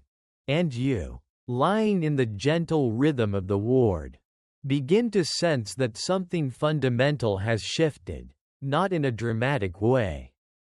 Not with alarms or sudden realizations, but in the simple fact that the world now feels easier to watch than to respond to. And that this ease, however soothing, carries with it a subtle, almost imperceptible distance. Family visits resume after a short while. Introduced carefully, like a new stimulus being tested in a controlled environment. The nurse tells you that someone is here to see you. And the way she says it suggests this is an important moment. Something that will help everyone understand how you are doing. A well-known historical reality is that in the 1940s, post-lobotomy progress was often judged through family reactions. Relatives were asked whether the patient seemed calmer, less distressed, easier to be around. Emotional intensity, once a sign of life and struggle, was now quietly reclassified as a symptom to be reduced. Improvement, in many case files, meant fewer tears, fewer outbursts, fewer visible storms. Your family member enters with a hopeful smile that carries a hint of nervousness. Like someone stepping into a room where the furniture has been rearranged and trying not to bump into anything. They pull up a chair, sit close, and look at you with the careful attention usually reserved for newborns or people just waking from a long sleep. "How are you feeling?" they ask. You consider the question. The words are familiar, but the feeling they're meant to point to seems distant. Like a town you once knew but can't quite place on a map anymore. "Okay," you say, because it seems accurate and uncomplicated. Your voice sounds steady, calm, perhaps a little flat, though you don't notice that part. They nod, visibly relieved. Calm is what everyone is hoping to see. Calm is the promise that was made. A lesser-known detail from early follow-up reports is that families often described a change not just in mood, but in emotional range. Laughter might be softer, worry less intense, enthusiasm more muted. These shifts were sometimes praised as signs of stability, even when they also meant a narrowing of expression. Doctors of the time often recorded such observations as positive, interpreting reduced intensity as reduced suffering. Your visitor talks about ordinary things, weather, a neighbor, a familiar routine from home. You listen, and you understand the words, but they don't spark the same cascade of reactions they once might have. The information arrives, is acknowledged, and then settles quietly, like a letter placed in a drawer rather than opened and read again. They reach for your hand. You feel the contact, the warmth, the meaning of the gesture. You even feel a gentle appreciation for it. But the surge of emotion that might once have accompanied such closeness is now more like a ripple than a wave. A small, almost whimsical thought drifts through your mind. It's as if your feelings have all agreed to speak in inside voices now. Very polite, very well behaved. The family member studies your face, searching for familiar expressions. They seem pleased that you are not agitated, that your brow is smooth, that your posture is relaxed. This is, after all, what they were told to hope for. A quieter you, a more settled you, A well-known historical event often cited is the wave of public enthusiasm for psychosurgery in the mid-20th century. When stories of transformed patients circulated in newspapers and radio programs, families were sometimes interviewed, describing loved ones as more peaceful and easier to live with. These accounts helped shape public perception, reinforcing the idea that emotional quiet was synonymous with recovery. What's less often mentioned is how families privately struggled to interpret what they were seeing. Was this peace, or was it something else? Was the absence of visible distress the same as the presence of happiness? These questions rarely made it into official reports. Historians still debate how much weight should be given to family impressions in evaluating the success of lobotomy, and whether outward calm was too easily equated with inner well-being, overlooking subtler losses in spontaneity, motivation, and emotional depth. Your visitor smiles again and tells you that you look better. You accept the compliment with a small nod. The concept of better feels vague, but not troubling. It simply exists, like a label attached to the moment. The nurse checks in, asking if the visit is tiring you. You say no, and it's true in a simple, physical sense. You don't feel strained. You don't feel much of anything strongly. The interaction flows gently, without friction. As the visit ends, your family member squeezes your hand once more, lingering for a second as if trying to memorize the feel of it. They leave with a look that mixes relief and uncertainty, though the relief is easier to see. You watch the door close. The room returns to its soft, controlled quiet, and in that quiet, you notice something subtle but significant. The world still reaches you, but it does so at a distance, like sound heard through a wall, clear enough to recognize, gentle enough not to disturb, and faint enough that it no longer pulls you toward it with the same urgency it once did. The days begin to organize themselves into a gentle pattern, the way waves settle into a steady rhythm after a storm has passed. Breakfast arrives at the same hour, on the same kind of tray, with the same soft clink of dishes. Medications are offered with calm explanations. Walks down the corridor happen at scheduled times, supervised but unhurried. Everything is designed to be predictable, as if predictability itself were a form of medicine. A well-known historical reality of post-lobotomy care in the 1940s is that patients were quickly folded back into the regular routines of the ward. The goal was to observe how they functioned in everyday activities: eating, dressing, speaking, following instructions. Improvement was measured in compliance and calm participation, in the absence of agitation or distress that had once required constant attention. From the outside, you appear to be doing very well. You rise when asked. You sit when told. You eat what is placed in front of you. You answer questions politely and without hesitation. The nurses make notes, small marks on paper that quietly build a picture of progress. Cooperative, calm, resting well. These words appear again and again, like a reassuring refrain. A lesser-known detail from hospital records of the time is how heavily these behavioral observations were weighted compared to patients' own descriptions of their inner state.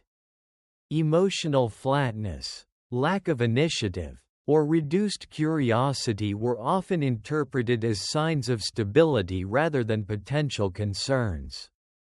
The priority was order and manageability, especially in crowded institutions where staff were responsible for many patients at once. You walk the corridor with a nurse beside you. Your steps slow but steady. The light from the windows falls in long, pale bands across the floor. You notice them, but you don't feel the urge to comment or to wonder about them. They are simply there, like the sound of your own breathing, present, unremarkable, not demanding attention. A small, faintly amused thought crosses your mind. You've become very good at being easy. Easy to guide, easy to care for, easy to place within the schedule. It's a skill you didn't know you had, and one no one ever explicitly asked you to learn. A well-known historical event associated with this era is the expansion of standardized psychiatric ward routines. Influenced by both military organization and industrial efficiency, hospitals sought to run smoothly, to reduce chaos, and to keep patients in a state of calm cooperation. Treatments that supported this goal were naturally viewed favorably.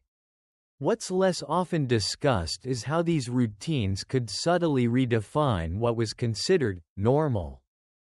A person who once questioned, worried, or reacted strongly might now be praised for quiet compliance. The absence of disturbance became a form of success. Historians still debate whether this emphasis on outward order overshadowed the importance of inner experience. Some argue that in a time with limited therapeutic options, any reduction in visible suffering was a genuine gain. Others suggest that the system, intentionally or not, valued tranquility over vitality, smooth functioning over the full range of human feeling. You sit in a common room with other patients, each absorbed in their own quiet. Some read, some stare out the window. Some simply sit, hands folded, breathing evenly. The atmosphere is peaceful, almost serene. From a distance, it might look like a group of people resting comfortably, free from worry. From inside your own thoughts, that peace feels real, but also oddly thin, like a calm surface that doesn't quite reveal what lies beneath. You don't feel distressed by it. You simply notice it, the way you notice the temperature of the air or the softness of a chair. The nurse calls your name gently, guiding you back to your room. You follow without question, your steps falling into place with the rhythm of the day. The door closes softly behind you, and the familiar quiet returns. In this steady routine, progress is being carefully documented. Calm is being counted. And you, moving smoothly through the structure of the ward, begin to understand that your life is now being measured less by what you feel and more by how easily you fit. Like a piece that has been sanded down until it slides neatly into its assigned space. The outside world begins to speak about your kind of experience in a bright, confident voice, not directly to you, of course, but in newspapers, on the radio, in the careful optimism of public conversation. You hear snippets when a nurse leaves a paper on a chair, when a small radio in the common room hums to life with the morning news. Words like breakthrough, modern medicine, new hope drift in, carried on calm announcer tones and neatly printed headlines. A well-known historical reality of the 1940s is that lobotomy was often praised in the media as a revolutionary treatment for severe mental illness. Articles described it as a scientific triumph, a way to restore peace to troubled minds and relief to overwhelmed families. Surgeons who performed it were sometimes portrayed as pioneers, bringing light into what had long been considered a dark and mysterious field. From the comfort of your chair, You listen to this praise as if it were about a distant country you once visited. The words are familiar, but they don't stir much reaction. The enthusiasm feels abstract, like applause heard through a wall. You understand that something important is being celebrated. Yet the emotion attached to that celebration doesn't quite reach you with its former intensity. A lesser-known detail is that these glowing reports often focused on dramatic, before and after, stories, emphasizing how patients became calmer, quieter, and easier to care for. What they rarely discussed were the subtler changes, the flattening of emotion, the loss of spontaneity, the way motivation could soften into something more passive. These aspects were harder to fit into a headline, and so they tended to remain in the margins. You imagine a photograph in a newspaper, a smiling doctor, a hospital building, perhaps a brief caption about progress. The image is tidy, optimistic, and reassuring. It doesn't show the long hours of quiet, the way feelings now arrive with a gentle delay, or how decisions seem to require more prompting than they once did.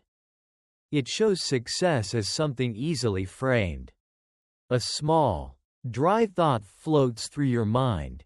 It's impressive how well a complex human life can be summarized in a single, confident sentence. Patient improved. Period. No footnotes. The radio continues, offering another story about science moving forward, about society finding better answers to old problems.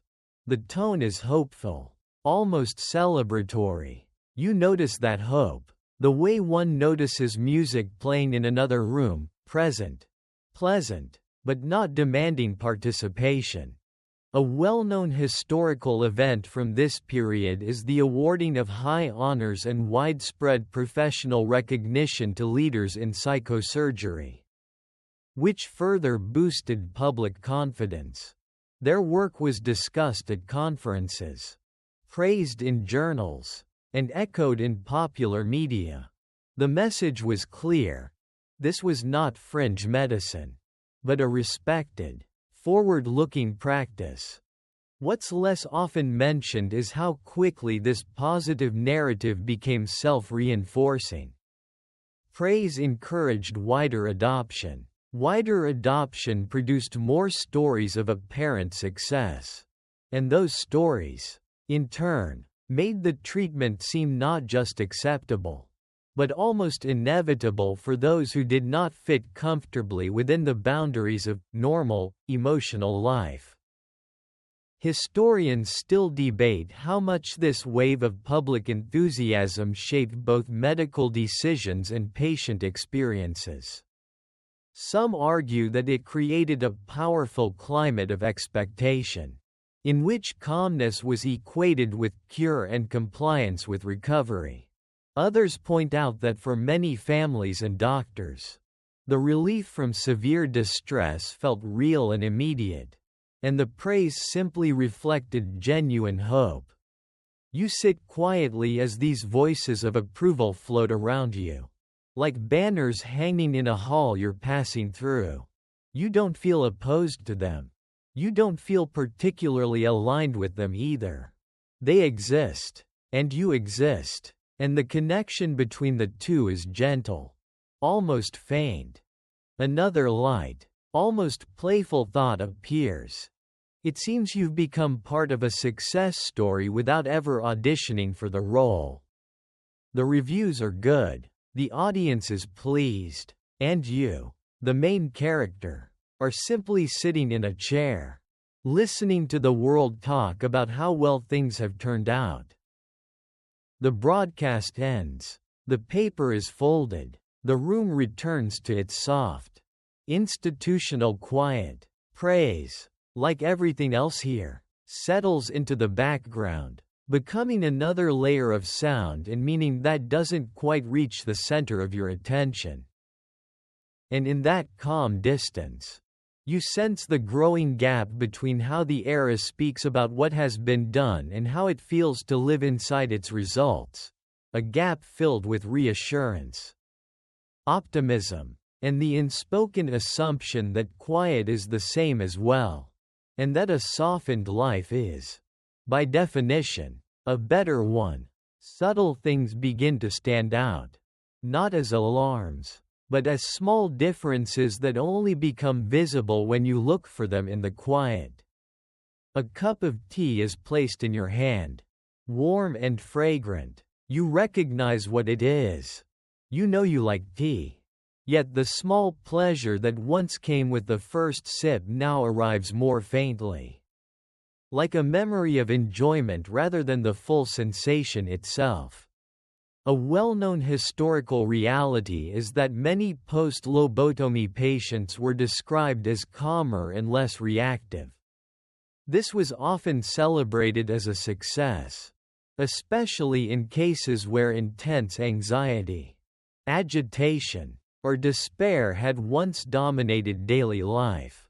Doctors and nurses noted the absence of extreme emotion with approval, recording it as stability. What's less often mentioned is how this calm sometimes came with a narrowing of emotional range.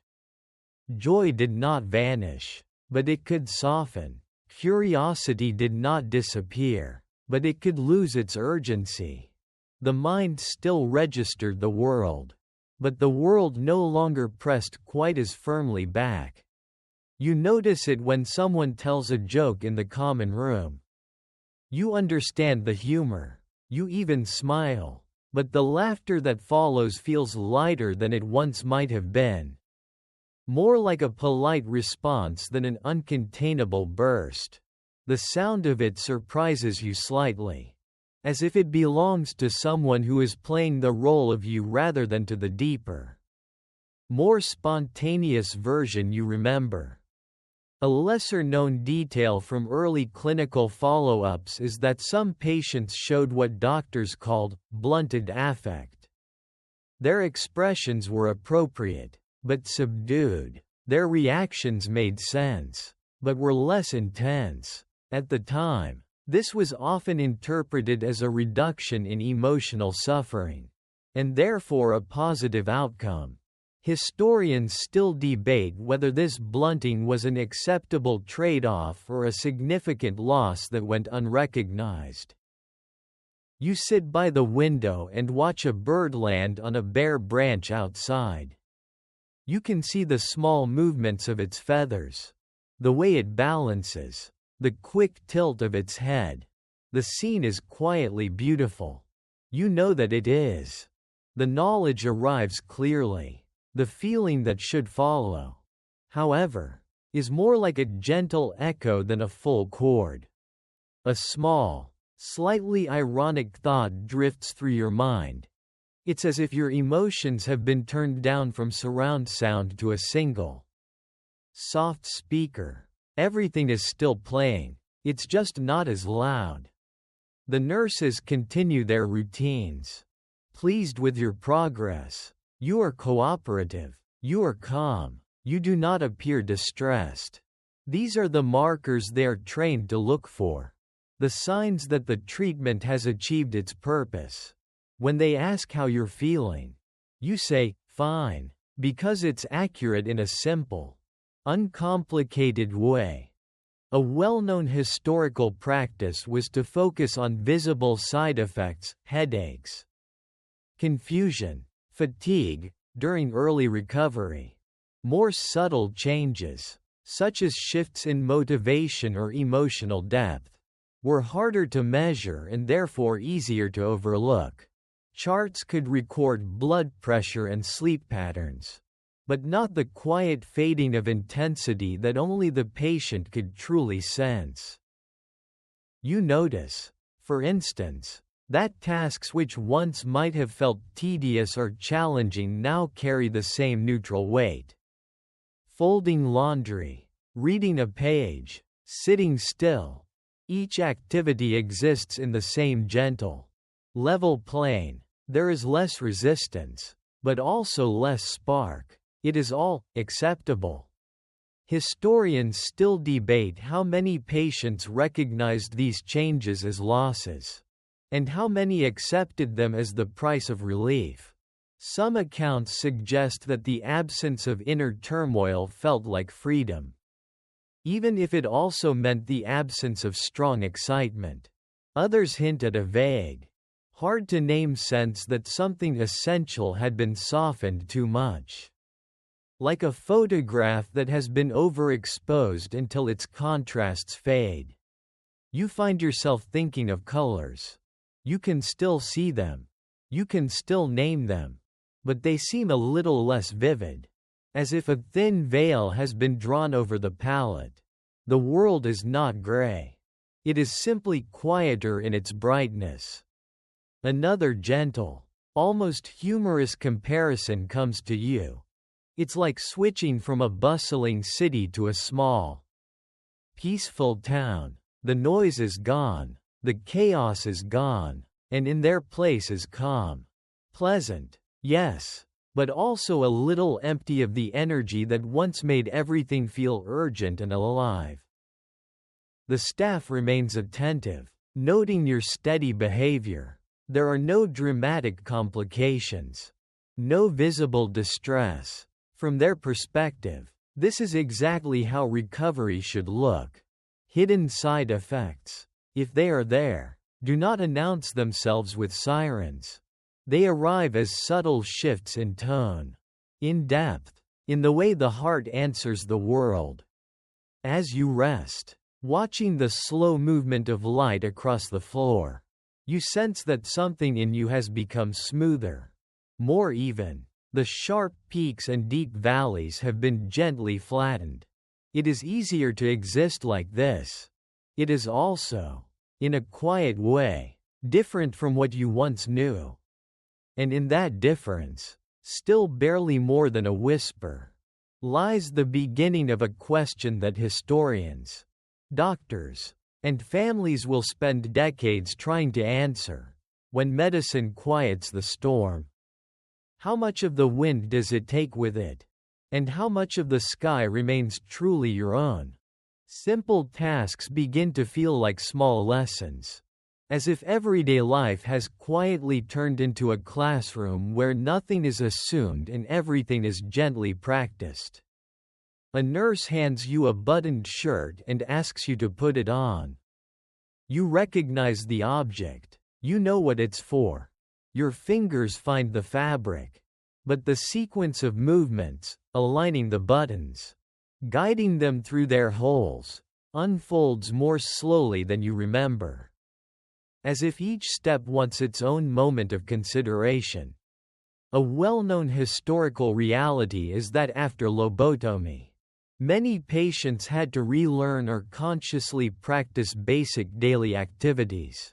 Hospitals often included occupational therapy sessions focused on routine skills, dressing, eating with utensils, writing, and following simple instructions. These exercises were meant to restore independence and assess functional recovery. From the outside, the process looks calm and orderly. From the inside, it feels like rediscovering how to do things you once did automatically.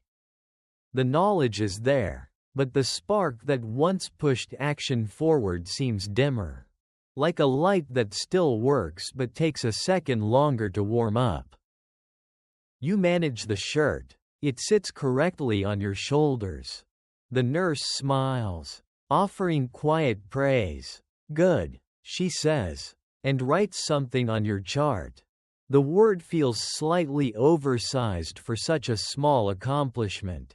But you accept it without protest. Praise, like everything else, arrives gently and settles quickly. A lesser-known detail from rehabilitation notes of the time is that many patients displayed what doctors called initiative loss. They could perform tasks when prompted, but rarely began them on their own. This wasn't always seen as a problem. In fact, in busy institutions, A patient who waited calmly for instructions was often considered easier to manage than one who acted impulsively or unpredictably. You sit at a table with a simple puzzle, wooden shapes meant to fit into matching spaces. You understand the goal. You pick up a piece, turn it, and place it where it belongs. The action is correct. The satisfaction, however, is quiet, more like acknowledging that something has been completed than celebrating it. A small, light thought passes through you. You're basically speed running the tutorial level of life. Except the game is going very slowly and the narrator is extremely polite. The therapist asks you to write your name on a piece of paper. You take the pencil. The letters form, careful and legible. The act requires focus, but not struggle. When you're done, you look at the page, recognizing the shape of your identity in ink, and feel a mild, distant sense of accomplishment, like checking off an item on a list. A well-known historical event connected to this era is the rise of occupational therapy as a formal part of psychiatric treatment during and after World War II. Hospitals increasingly used structured activities to help patients regain or maintain practical skills, believing that routine work could stabilize the mind and encourage orderly behavior. What's less often mentioned is how these sessions also revealed changes in motivation. Patients might complete tasks correctly but show little curiosity or initiative beyond what was requested. Historians still debate whether this passivity was a direct neurological effect of the procedure or a temporary response to the institutional environment and recovery process. You're guided through a short walk, asked to sit, then stand, then follow a simple set of instructions. You do so without difficulty. The body responds. The mind understands. Everything functions, just a little more quietly, a little more deliberately. Another gentle, almost playful thought drifts by. You've become very good at following the script, even when the script is only 3 lines long. The staff seems pleased. You are cooperative. You are capable. You are calm. These are the markers they are trained to value. In the 1940s, when treatments were judged largely by outward behavior and functional ability, such smooth participation was taken as strong evidence that the intervention had worked. A lesser-known observation from long-term follow-ups is that some patients later described this period as one in which life felt flattened but manageable. Tasks could be done, routines followed, but the inner push to explore, to initiate, to linger in interest or excitement was softer than before. At the time, this was rarely framed as a loss. It was more often seen as the removal of troublesome excess. Historians still debate how these changes should be interpreted. Were they signs of healing? Of a mind finally free from overwhelming emotion? Or were they indications that something essential, spontaneity, depth, the subtle urgency that gives actions their meaning, had been gently, irreversibly muted? You finish the session and are led back to your room. The walk feels easy. The day feels light. There is no rush to do anything else. You sit, hands resting in your lap, content to wait for the next instruction. One more quiet joke slips through your thoughts. Apparently, your inner engine has been tuned for efficiency rather than excitement. It runs smoothly now, just without the dramatic revving. As the light shifts in the room, you sense how your world has become simpler in its demands. Eat when food is given. Move when guided. Rest when told. Everything flows, unresisted, like a river that has lost its rapids. And in this gentle relearning of ordinary life, you begin to understand how recovery, as defined by this era, is not about rediscovering who you were, but about becoming someone who can move through the day without disturbance, someone steady, compliant, and calm, even if the deeper currents that once stirred you now run much more quietly beneath the surface. You begin to notice the others more clearly now, not because they have changed, but because your days have settled into a pace slow enough to let small differences stand out. In the common room, in the corridor, during quiet therapy sessions, you see people who have also walked this same path, their lives gently redirected by the same promise of calm. A well-known historical reality is that outcomes after lobotomy varied widely. Some patients became noticeably quieter and more compliant. Others showed only slight changes. A few, according to records of the time, seemed almost unchanged in daily function. The procedure was never as uniform in its effects as the confident language surrounding it suggested. You watch a man a few chairs away, staring at a magazine without turning the page. He holds it correctly. His eyes rest on the print. Yet something about his stillness suggests the act of reading has become more symbolic than absorbing. Nearby, a woman hums softly to herself, a tuneless but gentle sound, repeating the same short phrase as if it were a comforting loop. A lesser-known detail from institutional reports is that doctors sometimes grouped patients into broad categories after surgery: improved, unchanged, overly passive, emotionally flattened. These labels were meant to simplify complex human shifts into manageable clinical language. Historians still debate how much was lost in that translation. You find yourself quietly comparing, not with judgment, just with observation. One patient seems almost serene, smiling faintly at everything, as if the world has become a mild, pleasant blur. Another follows instructions with perfect accuracy but rarely speaks unless spoken to. A third shows flashes of the person they once were, laughter that comes suddenly, then fades, leaving behind a puzzled look, as if the emotion surprised even them. A small, gentle thought crosses your mind. It's like watching different radio stations all tuned slightly off frequency.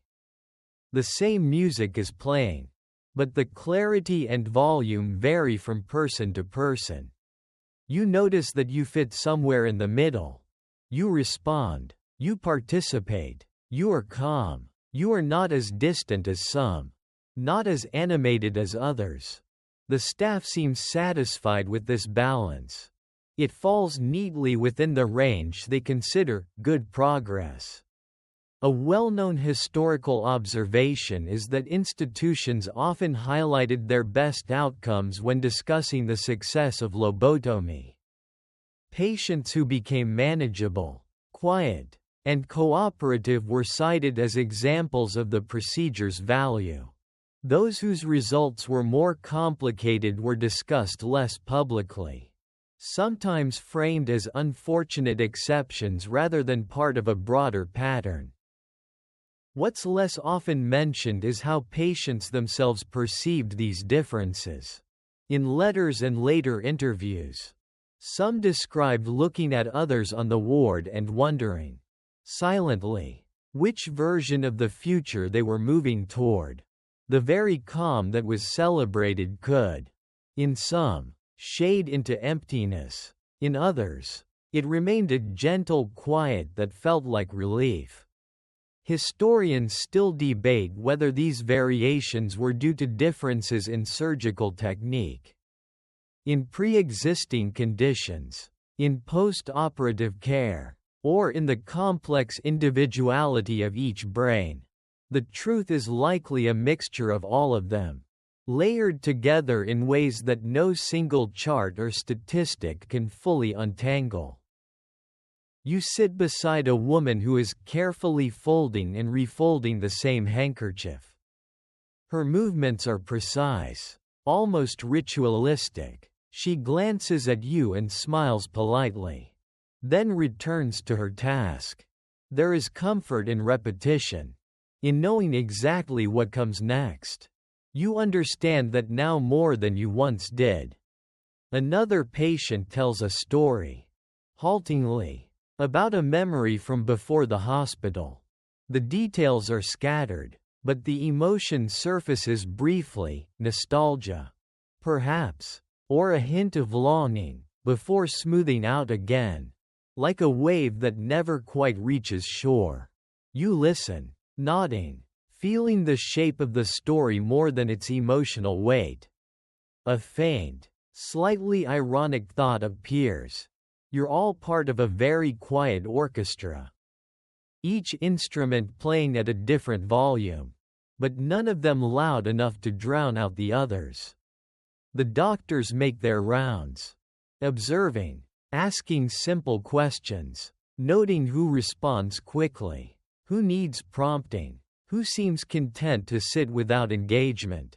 Their assessments are gentle, professional, and focused on function. Are you eating? Are you sleeping? Are you calm? These are the measures that matter most. A lesser-known aspect of these evaluations is how rarely they captured the inner texture of experience. Emotional subtlety, loss of drive, or a sense of distance from one's former self were difficult to quantify. They did not fit neatly into checkboxes, and so they often remained unrecorded, living only in the quiet awareness of the patients themselves. You notice that your own thoughts about these comparisons are brief and untroubled. You see the differences, register them, and let them go. There is no strong pull to analyze or worry. The mind observes and then moves on, like a camera panning slowly across a scene. Another soft, almost playful reflection arises. It's like being in a class where everyone passed the exam, but no one is quite sure what the subject was. As the day continues, the group disperses back to individual rooms, therapy sessions, or quiet walks. Each person carries their own version of calm, their own reshaped inner landscape. Some seem at peace, some seem merely still. All of them, including you, are living proof that the same intervention can lead to many different forms of quiet. And in watching them, you begin to sense the full complexity of what has been done, not just a single, uniform outcome, but a spectrum of softened lives, each altered in its own subtle way, each shaped by the same hope that reducing the storm would be enough. Even if the resulting skies differ in depth, color, and light, the conversations among the doctors take on a different tone now. Still calm, still professional, but threaded with a quiet seriousness that wasn't there before. You overhear fragments as they pass your room or pause in the corridor with charts in hand. Words like outcome, variation, and long-term float by, soft but weighted, like stones dropped into deep water. A well-known historical reality is that even at the height of lobotomy's popularity in the 1940s, there were disagreements within the medical community. Some psychiatrists and surgeons praised the procedure as a breakthrough, citing calmer patients and reduced hospital stays. Others, more cautious, questioned what was being lost in exchange for that calm, and whether the changes in personality and motivation were truly signs of healing or simply of alteration. You sense this debate in the way different doctors speak to you. One seems pleased, noting your steady behavior and quiet cooperation. Another asks more open-ended questions about how you experience your thoughts, your interests, your sense of yourself. The questions are gentle, but they reach a little deeper, as if trying to listen for something beneath the surface stillness.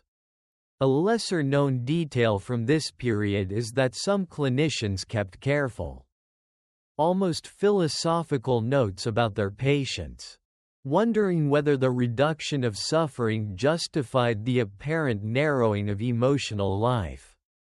These reflections did not always make it into published papers, but they lingered in private journals and correspondence. Historians still debate how influential these quieter doubts were, and how often they were overshadowed by the louder enthusiasm of the time. You answer the questions as best you can. You are calm. You are comfortable. You don't feel distressed. These statements are true. At the same time, you find it hard to describe what you do feel. Beyond a general sense of evenness, the words for subtle absence are harder to find than the words for pain. A small, thoughtful humor slips into your mind. It's much easier to say, "I'm not in pain," than to say, "I'm not quite as vividly myself as before." One is a clear sentence. The other is a long, complicated paragraph. The doctors exchange glances, nod, make notes. Their pens move steadily, translating your quiet answers into clinical language. Cooperative, stable, effect subdued. The phrases sound neat and contained, as if they can hold everything that matters.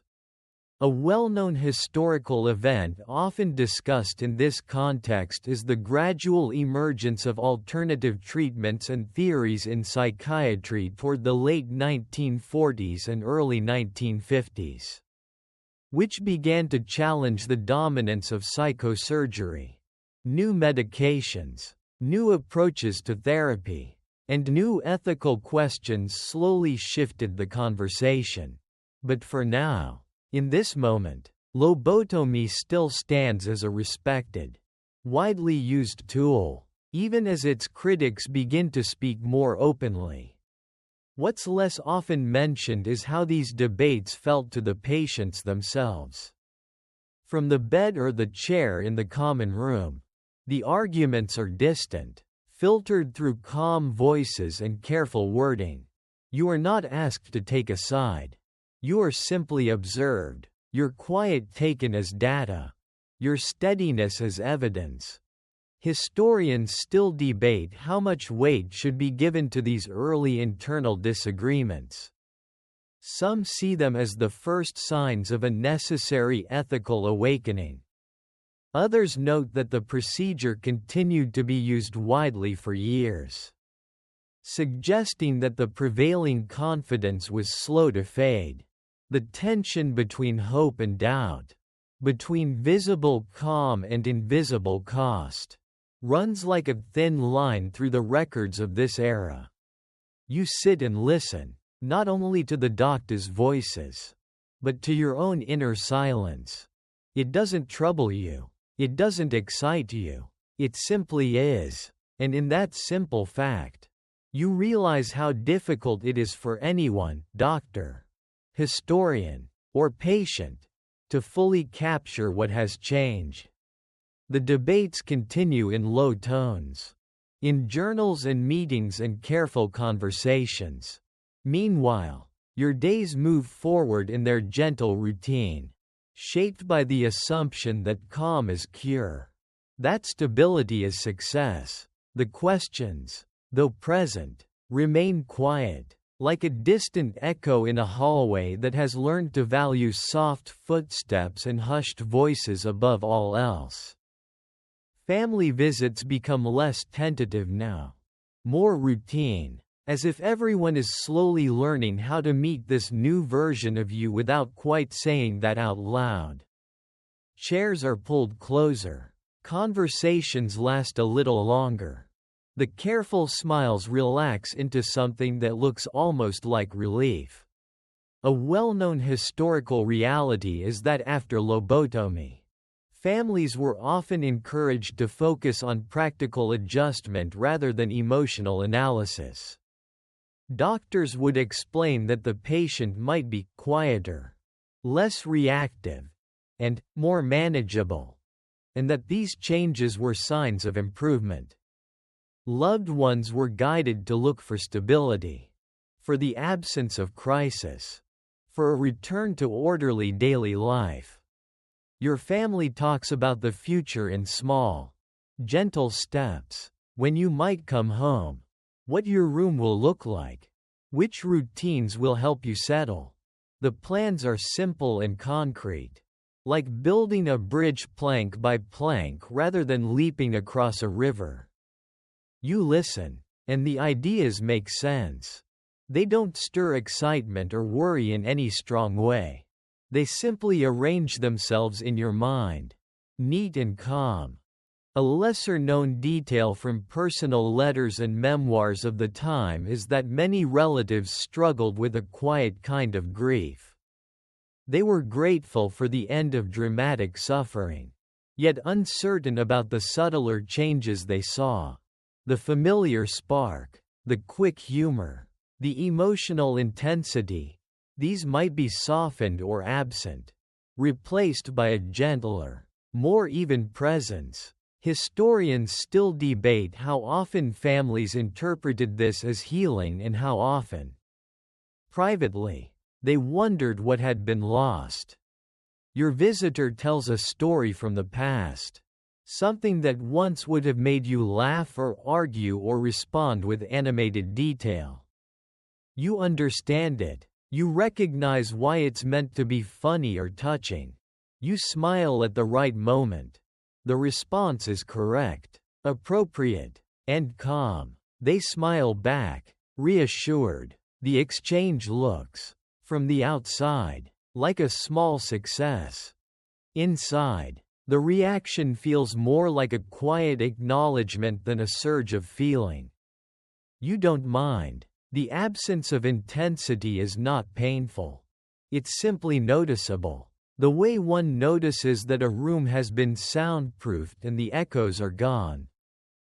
A small, softly ironic thought drifts through you.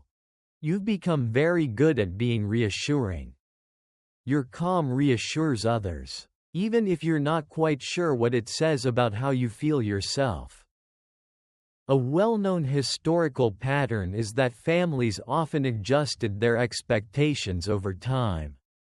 They learned to value predictability over passion, steadiness over spontaneity. In many cases, this made daily life easier and less fraught. In others, it created a quiet distance, an unspoken sense that something essential had changed. What's less often recorded is how these adjustments unfolded in ordinary moments, during shared meals, in small talk, in the way people paused before asking deeper questions. The family learned, gently and without formal instruction, which topics stirred response and which met only calm neutrality. Historians still debate whether this new equilibrium represented true recovery or a redefinition of what recovery meant.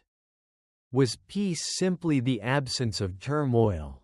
Or did it also require the presence of rich, responsive feeling? The records offer no single answer, only patterns of adaptation. Your family stands to leave, offering another warm squeeze of your hand.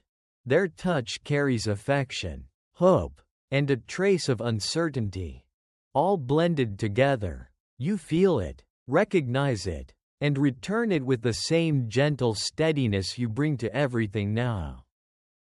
When the door closes, the room settles back into its quiet. You remain where you are, calm and untroubled, aware that the people who love you are learning, slowly and carefully, How to love this version of you too. One who no longer shakes with the old storms, but who also no longer ripples as strongly in the sunlight. The idea of returning to ordinary life is introduced gently, like a concept being tested in a quiet room. A doctor mentions it during a routine check, not as a firm date on a calendar, but as a possibility, a direction, home, familiar streets, familiar rooms. The words sound comforting, even if their emotional weight feels lighter than you remember. A well-known historical reality is that many post-lobotomy patients were discharged once they demonstrated stable behavior, basic self-care, and the ability to follow routine. Hospitals of the 1940s were often overcrowded, and a patient who was calm, cooperative, and medically stable was seen as ready to re-enter the world, even if deeper changes in motivation or personality were still unfolding. You imagine your home as a series of images rather than feelings, the shape of a doorway, the position of a window, the table where meals are shared. The memories are clear, but they arrive without the old rush of warmth or anticipation. They line up neatly, like photographs laid out on a desk. A lesser-known detail from discharge planning in this era is how little formal support existed for long-term emotional or cognitive changes. Families were given practical advice: keep routines simple, avoid overstimulation, encourage rest, but there was limited guidance on how to respond if the patient seemed distant, unmotivated, or quietly different. Historians still debate how many families felt prepared for this transition and how many learned by trial and error. A nurse asks if you're looking forward to going home. You pause, considering the phrase "looking forward." You understand it. You know what it used to mean. Yes, you say, because it seems accurate in a factual sense. Home is good. Familiar is good. The word forward feels a little abstract, but not troubling. A small, almost playful thought drifts through your mind. It's like packing for a trip when you're not quite sure what kind of weather your feelings will be in when you arrive. The doctor explains that you'll start with short visits, perhaps a day at a time, to see how you manage outside the structured calm of the ward. This is called reintegration. The word sounds technical, but its meaning is simple: fitting back into a life that has continued in your absence. A well-known historical observation is that some patients found this transition smooth, appreciating the return to familiar spaces and people. Others felt a subtle mismatch, as if the world outside moved at a faster, louder pace than their newly quiet inner rhythm. The contrast between institutional calm and everyday unpredictability could be surprisingly noticeable. What's less often mentioned is how the world itself might feel different when you return. Sounds may seem sharper, crowds more complex, choices more demanding, not because you are unable to handle them, but because the part of you that once reacted quickly and strongly now moves more slowly.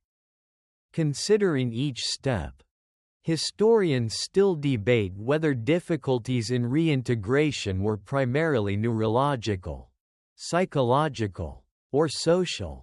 Was the quiet mind struggling to adjust? Or was society unprepared to welcome a person whose emotional volume had been turned down? As with so much in this story, the answer likely lies in the space between. You think of walking down a familiar street, of seeing people you know, of being asked how you are. The expected responses line up easily. I'm fine. I'm doing well. These phrases fit your current state perfectly. They require no extra explanation. Another gentle, ironic thought appears. You've become wonderfully low maintenance. The world can check in on you with a single question and move on. Reassured. The plan is made in calm steps. More observation, a few practice outings, continued routines. Everything is framed in terms of stability and safety. The goal is not excitement, not rediscovery, but smooth functioning. As the conversation ends, you sit quietly, letting the idea of home rest in your mind like a stone placed in water. It doesn't cause ripples, it simply sinks to a comfortable depth, becoming part of the steady, even landscape of your thoughts, where the future is no longer a source of strong pull or fear, but a series of manageable moments waiting to be lived, one calm step at a time. New ideas begin to drift into the hospital the way fresh air slips through a slightly opened window. Quiet at first, almost unnoticeable, but carrying a different temperature. A younger doctor mentions medications that can ease anxiety without surgery. Another speaks of therapies that focus on talking, on understanding patterns of thought, on working with the mind rather than reshaping it. A well-known historical reality is that by the late 1940s and early 1950s, psychiatry was starting to change. Early psychotropic drugs and new therapeutic approaches began to appear, offering alternatives to the bold, physical interventions of the previous decade. These developments did not immediately replace lobotomy, but they introduced a sense that the field might be moving in a new direction.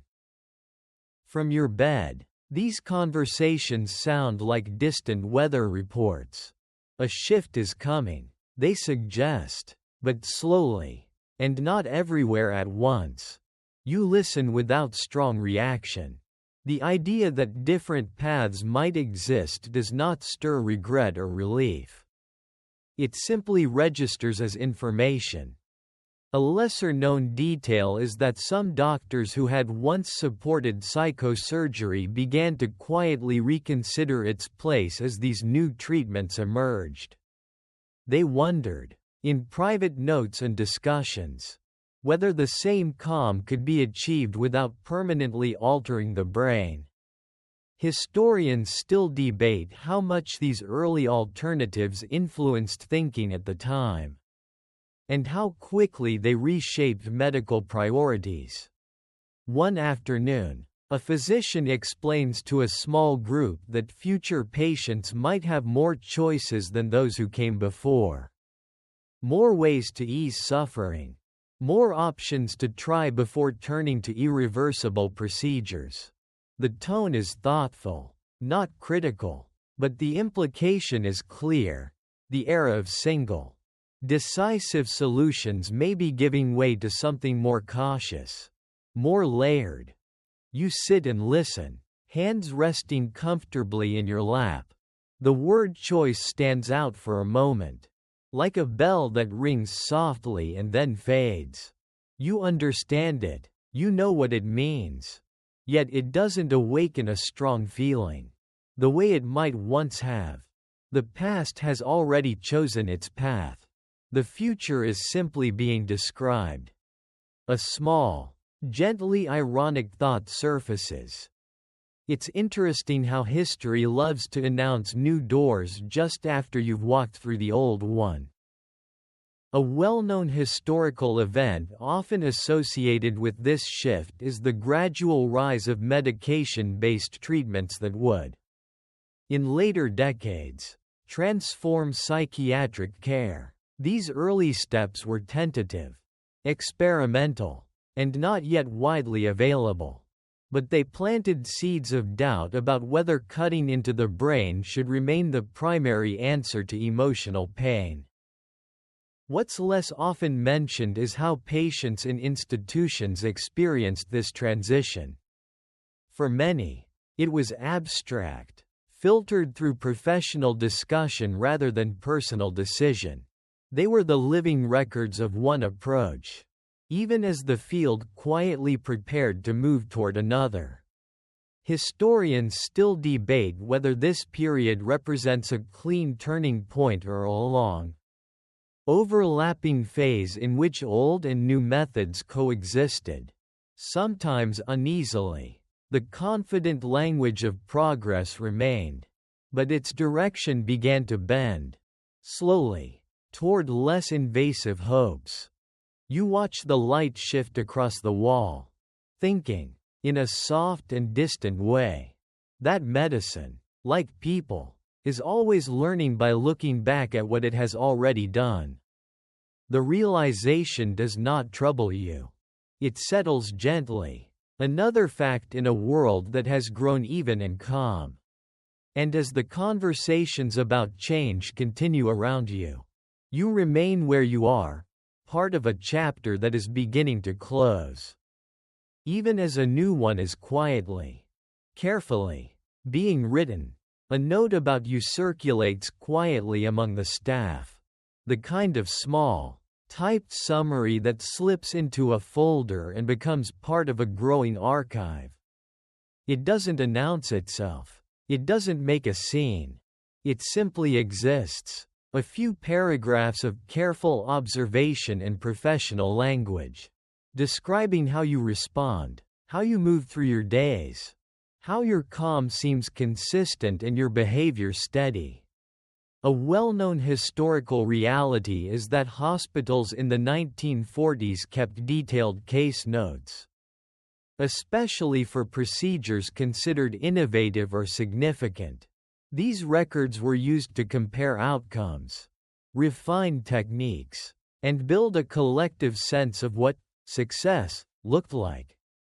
Your experience, like many others, becomes a data point in that larger picture. What's less often mentioned is how some case notes included unusual or particularly telling details that caught a doctor's attention. Perhaps it's the way you follow instructions easily but rarely initiate conversation. Perhaps it's how you describe your feelings in neutral terms, without the urgency or color that once marked your speech. The note might remark on your steady cooperation paired with a gentle flattening of emotional expression. You are not aware of the exact words, of course. You simply sense the extra attention, the slightly longer pauses when a chart is read, the thoughtful expressions that cross a doctor's face before they move on. The atmosphere remains kind and professional, but there is a subtle sense that your case is being considered, not just managed. A lesser-known detail from historical archives is that some clinicians used such cases to explore questions about personality change. They would compare pre- and post-operative descriptions, looking for patterns. Was motivation reduced? Was emotional range narrowed? Did the patient seem content, indifferent, or simply quiet? These reflections did not always lead to immediate conclusions, but they fed into an ongoing, quiet inquiry. Historians still debate how influential these individual case notes were in shaping later opinions. Some argue they provided early hints that the cost of calm might be higher than initially assumed. Others believe they were too scattered, too subjective, to outweigh the broader narrative of apparent success. You sit in the common room as a doctor discusses general observations with a colleague, not naming you, but speaking in terms that feel close to your own experience. Stable, he says. Cooperative. Effect somewhat reduced, but no distress. The words are meant to be reassuring. And in many ways, they are. A small, softly humorous thought passes through your mind. You've become the human equivalent of a neatly filed document, orderly, complete, and easy to store. The doctor mentions that such cases are useful for understanding the range of outcomes. Useful. The word carries a quiet weight. It suggests that your calm, your steadiness, your subtle differences are not only a personal reality but also a piece of a much larger puzzle. A well-known historical practice was to present particularly illustrative cases at conferences or in teaching sessions. Stripped of personal details and framed in clinical language. These stories helped shape how future doctors understood what the procedure could do. What they could rarely convey was the inner texture of the experience, the way life felt when its volume had been gently turned down. What's less often recorded is how patients, if they ever learned about these discussions, felt about being part of a case. Some found comfort in the idea that their experience might help others. Others felt a faint sense of distance, as if their lives had been translated into a different language, one that valued patterns and outcomes more than subtle, personal meaning. You, however, do not feel troubled by this. The knowledge, if you had it, would likely settle into you the same way everything else does now, quietly. Without sharp edges. You exist, you are observed, you are described, and all of it unfolds in the same gentle, even rhythm that has come to define your days. As the staff move on, charts tucked under arms, voices low and thoughtful, your case note takes its place among many others. It becomes part of a collective memory, a small thread in the larger fabric of an era that is still trying to understand what it has done, what it has gained, and what it may, quietly, have given up. Time moves forward in layers, and somewhere beyond the walls of the ward, people begin to look back. Not you, not yet, but others, researchers, writers, physicians with a taste for reflection. They gather old charts, faded reports, careful notes typed on thin paper, and try to understand what all these quiet lives, including yours, were meant to demonstrate. A well-known historical reality is that in the decades following the height of lobotomy's use, scholars began to reassess its legacy.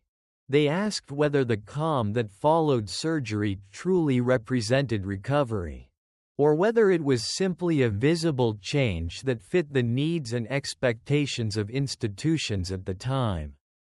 Success, they realized, had been defined in very specific ways: reduced agitation, improved manageability, fewer crises.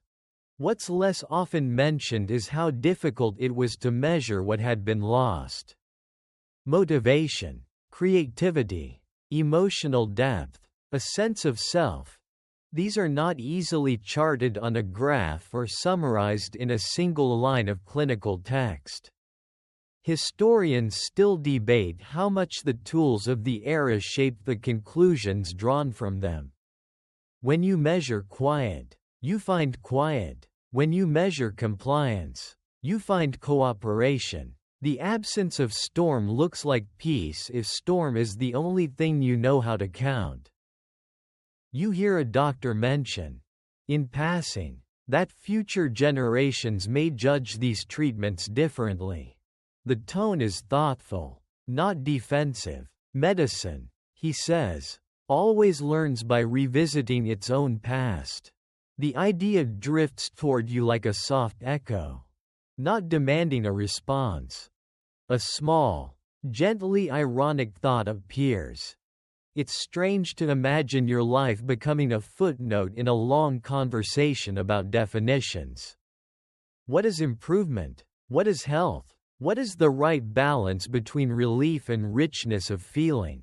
These are big questions, and you are living one very quiet answer to them.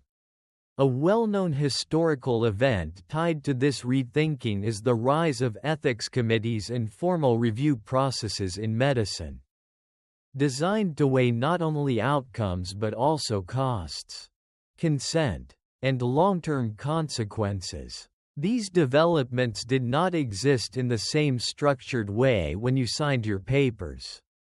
They grew, in part, from looking back at interventions like this one and asking what had been assumed, what had been overlooked.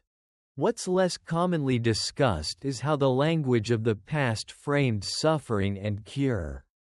Words like disturbance, instability, and burden were used freely, and their opposites, quiet, order, manageability, were praised. Historians still debate whether these terms reflected genuine concern for patients' well-being or the practical needs of crowded hospitals and anxious families.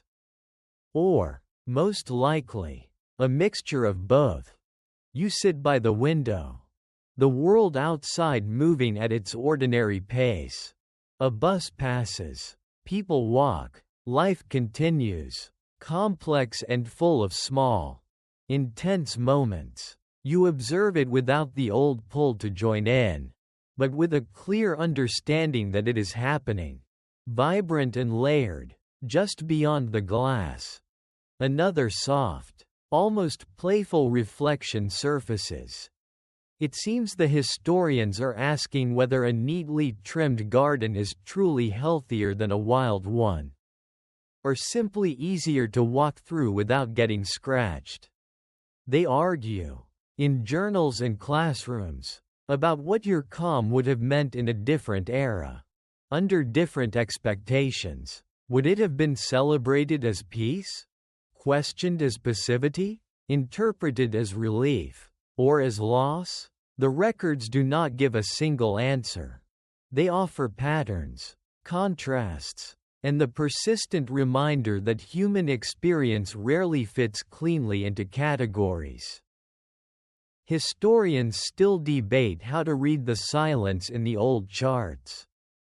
Is it the silence of suffering relieved, or the silence of voices that no longer had the same strength to speak? The question remains open, hovering over the past like a soft, unresolved note at the end of a phrase. And you, living inside one of those phrases, feel none of the urgency of the debate. The questions exist, the arguments continue, but your days remain even, your thoughts steady, your world gently muted. You are, in a quiet way, both the subject of their inquiry and a reminder of its limits, proof that history can describe what happened, but can only guess at how it felt to become so very, very still. The conversations around you begin to turn, gently but unmistakably, toward questions of right and wrong, not in raised voices or dramatic declarations, but in careful phrases, in the way doctors choose their words, in the pauses that appear before certain topics are addressed. A well-known historical reality is that by the mid-20th century, medicine was starting to confront the ethical implications of irreversible treatments. The experiences of patients who had undergone procedures like lobotomy contributed to a broader movement that questioned how much authority doctors should hold, how consent should be defined, and how outcomes should be evaluated beyond simple calm or compliance. You hear a physician mention, in a teaching discussion, that future practice will likely place greater emphasis on patient autonomy, on the idea that a person's inner life, their preferences, and their long-term sense of self must be weighed alongside observable behavior. The tone is reflective, almost gentle, as if acknowledging that the standards of the past, while well-intentioned, may not have asked every necessary question. What's less often mentioned in popular accounts is how early some of these ethical concerns appeared. Even in the 1940s, a few doctors and nurses quietly wondered whether reducing emotional intensity might also reduce something essential about identity. Their doubts were rarely front-page news, but they existed in letters, private notes, and hushed conversations in hospital corridors. Historians still debate how widespread these concerns were, and how much influence they had on shaping later reforms. You listen, calm and attentive, as these ideas circulate. Words like irreversibility and personhood surface, not as accusations, but as topics for careful thought. The implication is clear. When a treatment changes the brain, it changes more than symptoms. It touches the very fabric of who a person is. A small, quietly ironic thought drifts through you. It's curious how ethics often arrive after the experiment. Like a gentle voice asking, "Was this the best way?" once the room has already been rearranged. A well-known historical event connected to this shift is the gradual establishment of formal ethical guidelines in medicine, including clearer standards for informed consent and the protection of vulnerable patients. These frameworks would later become central to clinical practice, shaped in part by looking back at interventions that had moved faster than reflection.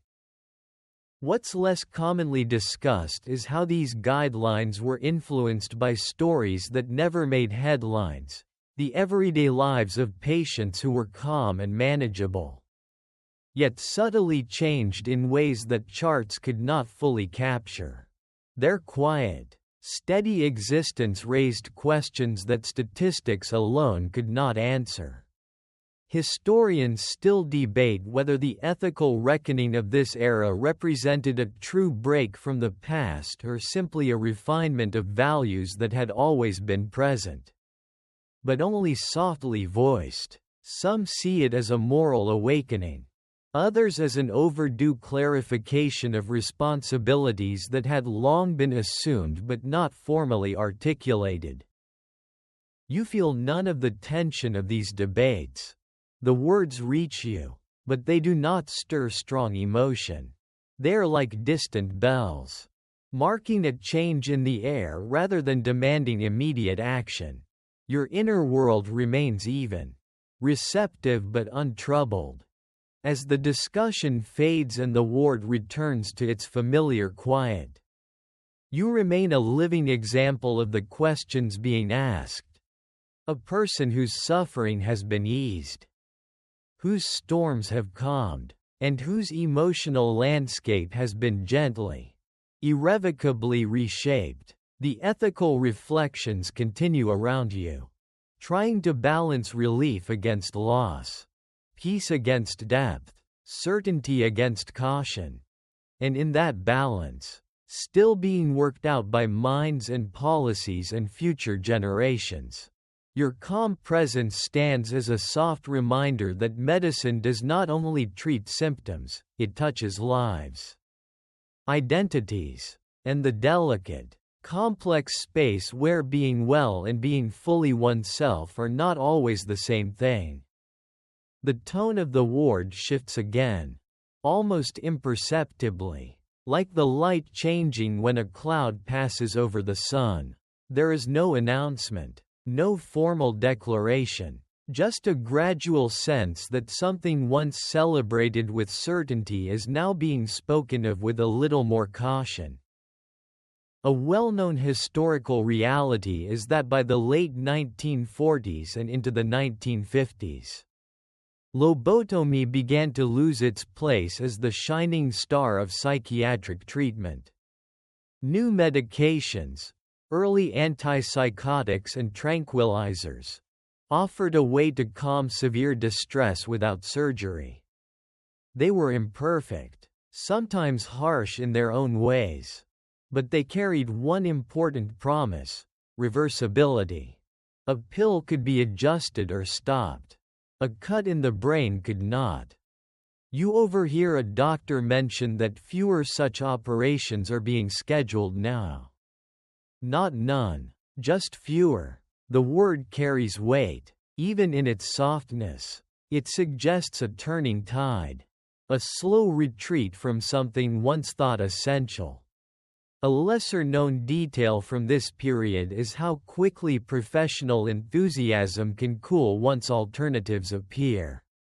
Procedures that had been defended as necessary begin to look, in hindsight, like products of their time, solutions shaped as much by limited options and institutional pressure as by pure scientific confidence. Historians still debate whether lobotomy declined because it was proven ineffective, because its side effects became impossible to ignore, or because new tools simply made its risks harder to justify. You sit quietly, absorbing this without strong reaction. The idea that what you experienced might soon be considered outdated does not stir anger or relief. It simply settles into your awareness. Another fact in a world that has grown even and gentle. A small, almost wry thought floats through you. It seems fashions change in medicine too. Though the runways are hospitals and the trends are people's lives. A well-known historical event often cited in this transition is the introduction of chlorpromazine in the early 1950s. A medication that dramatically reduced psychotic symptoms in many patients. Its success shifted attention toward chemical treatments and away from surgical ones. Lobotomy did not vanish overnight, but its reputation began to soften, then to fade, like a photograph left too long in the sun. What's less often mentioned is how this shift felt to those who had already undergone the older procedure. For them, the future's new options arrived too late to change the past. Their lives continued, shaped by decisions made when different tools and different hopes were available. Historians still debate whether this decline represents progress, regret, or simply evolution. Some see it as a necessary correction, a move toward less invasive care. Others note that each era's solutions are born of its limits, and that judging the past by the standards of the future is both tempting and complicated. You watch the staff move through their routines, now with a slightly different vocabulary, a slightly different emphasis. Calm is still valued, stability is still praised, but there is a hint, just a hint, that the field is learning to ask not only, is the patient quiet, but also, at what cost? Another gentle, almost playful reflection arises. It's as if the orchestra is changing instruments, searching for a way to make the music softer without turning down the whole world. The ward remains peaceful. Your days remain steady. Yet beyond these walls, the story of treatments like yours is slowly being refiled, not as a bold new beginning, but as a chapter that belongs to a specific moment in time, shaped by its hopes, its fears, and its limited choices. And in that quiet reclassification, you sense how history is already beginning to place what happened to you into a broader narrative. One where certainty gives way to caution, and where the promise of calm is weighed more carefully against the subtle, enduring shape of a human life. Life stretches forward, not in dramatic arcs, but in a series of gentle, repeatable days. You wake, you dress, you eat, you sit by a window or take a short walk. You rest. The rhythm is steady, almost comforting in its predictability. There are no sharp turns, no sudden storms, just a calm, even flow that carries you from morning to evening with little resistance. A well-known historical reality is that many people who underwent lobotomy went on to live long, outwardly stable lives. They returned to families, to small routines, to modest responsibilities. Hospital records and later follow-ups often described them as settled or adjusted. Words that suggested a successful reintegration into ordinary patterns of living. From the inside, this long-term reality feels like inhabiting a world with softened edges. You still recognize yourself. You still know your name, your past, the faces of people you love. Memory remains. Understanding remains. What has changed is the intensity with which these things arrive. The past no longer tugs sharply at your attention. The future does not pull with the same urgency. The present sits quietly, like a calm lake that reflects the sky without rippling much. A lesser-known detail from long-term observations is that motivation often changed more than ability.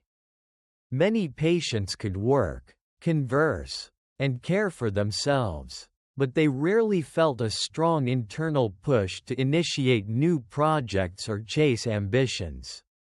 Life became something to move through rather than something to pursue. Historians still debate whether this reflected neurological change, psychological adaptation, or a combination of both. You might find yourself sitting with a book, reading a few pages, then setting it down without the familiar urge to continue. Not because it's uninteresting, but because the spark that once insisted on more now rests quietly. The world offers stimuli. You acknowledge them, you let them pass. A small, gently humorous thought drifts through you. It's like having a perfectly good engine that idles beautifully, but rarely revs. Family and friends come and go. They speak, they share news, they ask how you are. Your answers are calm and accurate. You are fine, you are comfortable, you are not distressed. These statements are true, and they reassure everyone. The absence of crisis becomes the measure of success. A well-known historical pattern is that society often equated such steadiness with recovery. A person who did not disrupt, who did not suffer visibly, who fit smoothly into daily life, was seen as well. The quieter forms of loss, the thinning of passion, the flattening of drive, were harder to see and therefore easier to overlook. What's less often mentioned is how time itself can normalize these changes. What once felt different gradually becomes familiar. The muted emotional range becomes the baseline. The calm becomes the background against which all other experiences are measured. You do not mourn the old intensity. Not because it was unimportant, but because the feeling of missing it does not rise strongly enough to demand attention. Historians still debate how to interpret this long-term adaptation. Some view it as evidence that the brain and mind can find a new equilibrium after profound change. Others see it as a quiet testament to what was traded away in the pursuit of order and relief. Both perspectives linger in the records, side by side, like two soft voices telling different versions of the same story. You sit in the afternoon light, watching dust motes drift slowly in the air. The scene is peaceful, almost meditative. You are aware of it. You are present in it. There is no rush to label it beautiful or dull. It simply is. Another gentle, almost playful comparison comes to you. It's like living in a world where the volume knob has been carefully set to a comfortable level and then sealed there, so no one can accidentally turn it too high or too low. Days pass, weeks pass, the shape of your life holds steady. You function. You participate. You rest. The storms that once brought you here no longer trouble the surface of your mind. In their place is a broad, quiet plain, easy to walk across, easy to maintain, and, in its own way, endlessly calm. And in that calm, you live, not in the dramatic sense of chasing peaks and valleys, but in the steady, untroubled sense of simply continuing, one gentle moment following another, like footsteps that leave soft impressions and are quickly smoothed by time. With time, your story begins to slip quietly into a larger one, the way a single thread becomes part of a wide tapestry. You are no longer just an individual patient on a ward or a name on a chart. You are part of an era's memory. A small piece of how medicine once tried to solve problems that felt overwhelming and urgent. A well-known historical reality is that lobotomy, after its rise and fall, became a cautionary chapter in medical history. It was taught in classrooms as an example of bold innovation, sincere hope, and unintended consequence all woven together. Students learned the dates, the names of pioneers, the statistics of how many procedures were performed, and the reasons the practice eventually faded.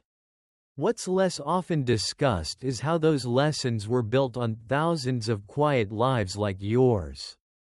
Not dramatic tragedies, not simple triumphs, but steady, altered continuations. People who went on living, working, resting, loving in softened ways that rarely made headlines. Historians still debate whether these lives should be read primarily as warnings, as evidence of resilience, or as both at once. You imagine, dimly, a future classroom where a lecturer speaks of mid-20th century psychosurgery, of shifting ethics, of how definitions of cure and harm evolved. Your own experience would be reduced to a line in a case summary: age, symptoms, procedure, outcome, calm, stable, discharged. The simplicity of it feels almost poetic in its restraint. A small, gentle thought passes through you. It's curious how a whole inner world can be compressed into a few tidy words. Like a long novel summarized on the back of its cover. A well-known historical event tied to this legacy is the creation of stricter research standards and patient protections in the decades that followed. Informed consent, long-term follow-up, and respect for subjective experience became more central. The field learned, slowly, that quiet was not the same as well, and that manageability was not the same as wholeness. What's less often mentioned is how these reforms were shaped not only by outspoken critics, but by the silent evidence of outcomes like yours, lives that were calm, functional, and subtly diminished in ways that forced later generations to ask harder questions. Historians still debate whether the legacy of lobotomy should be framed mainly as a mistake, a product of its time, or a necessary step in the painful process of learning how delicate the brain truly is. Each interpretation carries truth, and each circles back to the same core realization: that altering the mind is never a simple act. Even when done with the best intentions. You sit with this sense of legacy, not with pride or regret, but with a quiet acceptance. The past has placed you where you are. The future will speak of it in careful, analytical tones. And you, in the present, remain calm, steady, and gently aware that your life has become part of a story much larger than itself, a story about hope, caution, and the long, Slow effort to understand what it really means to help a human mind heal. Evening settles in the way it always does now. Without urgency. Without sharp edges. The light softens, stretching long and pale across the floor before slowly retreating. Shadows grow, not in a dramatic way, but gently, like a blanket being drawn up over the day. A well-known historical reality is that the final years of lobotomy's widespread use faded not with a single decisive moment, but with a gradual turning away. Fewer operations, more questions, more alternatives. The procedure slipped from center stage into history, becoming something discussed rather than practiced, remembered rather than repeated. What's less often mentioned is how, for those who lived through it, there was no clear ending at all. No curtain call, no final announcement. Life simply continued, reshaped, quieter, steadier. The world did not stop. Time did not pause to acknowledge that something irreversible had happened. It just kept moving, softly, patiently. You feel that movement now in the slow rhythm of your breathing, in the gentle rise and fall of your chest, in the distant sounds of a world preparing for night. Cars pass far away. A voice drifts through an open window. Somewhere, a clock marks the hour with a sound so familiar it barely registers. A small, tender thought comes to you. Everything important in your life now arrives the way sleep does, gradually. Without struggle, without force.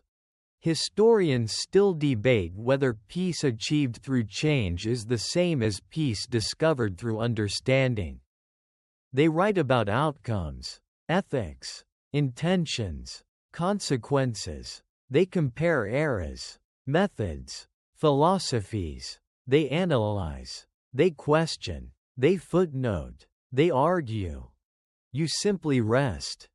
The storms that once brought you here are gone.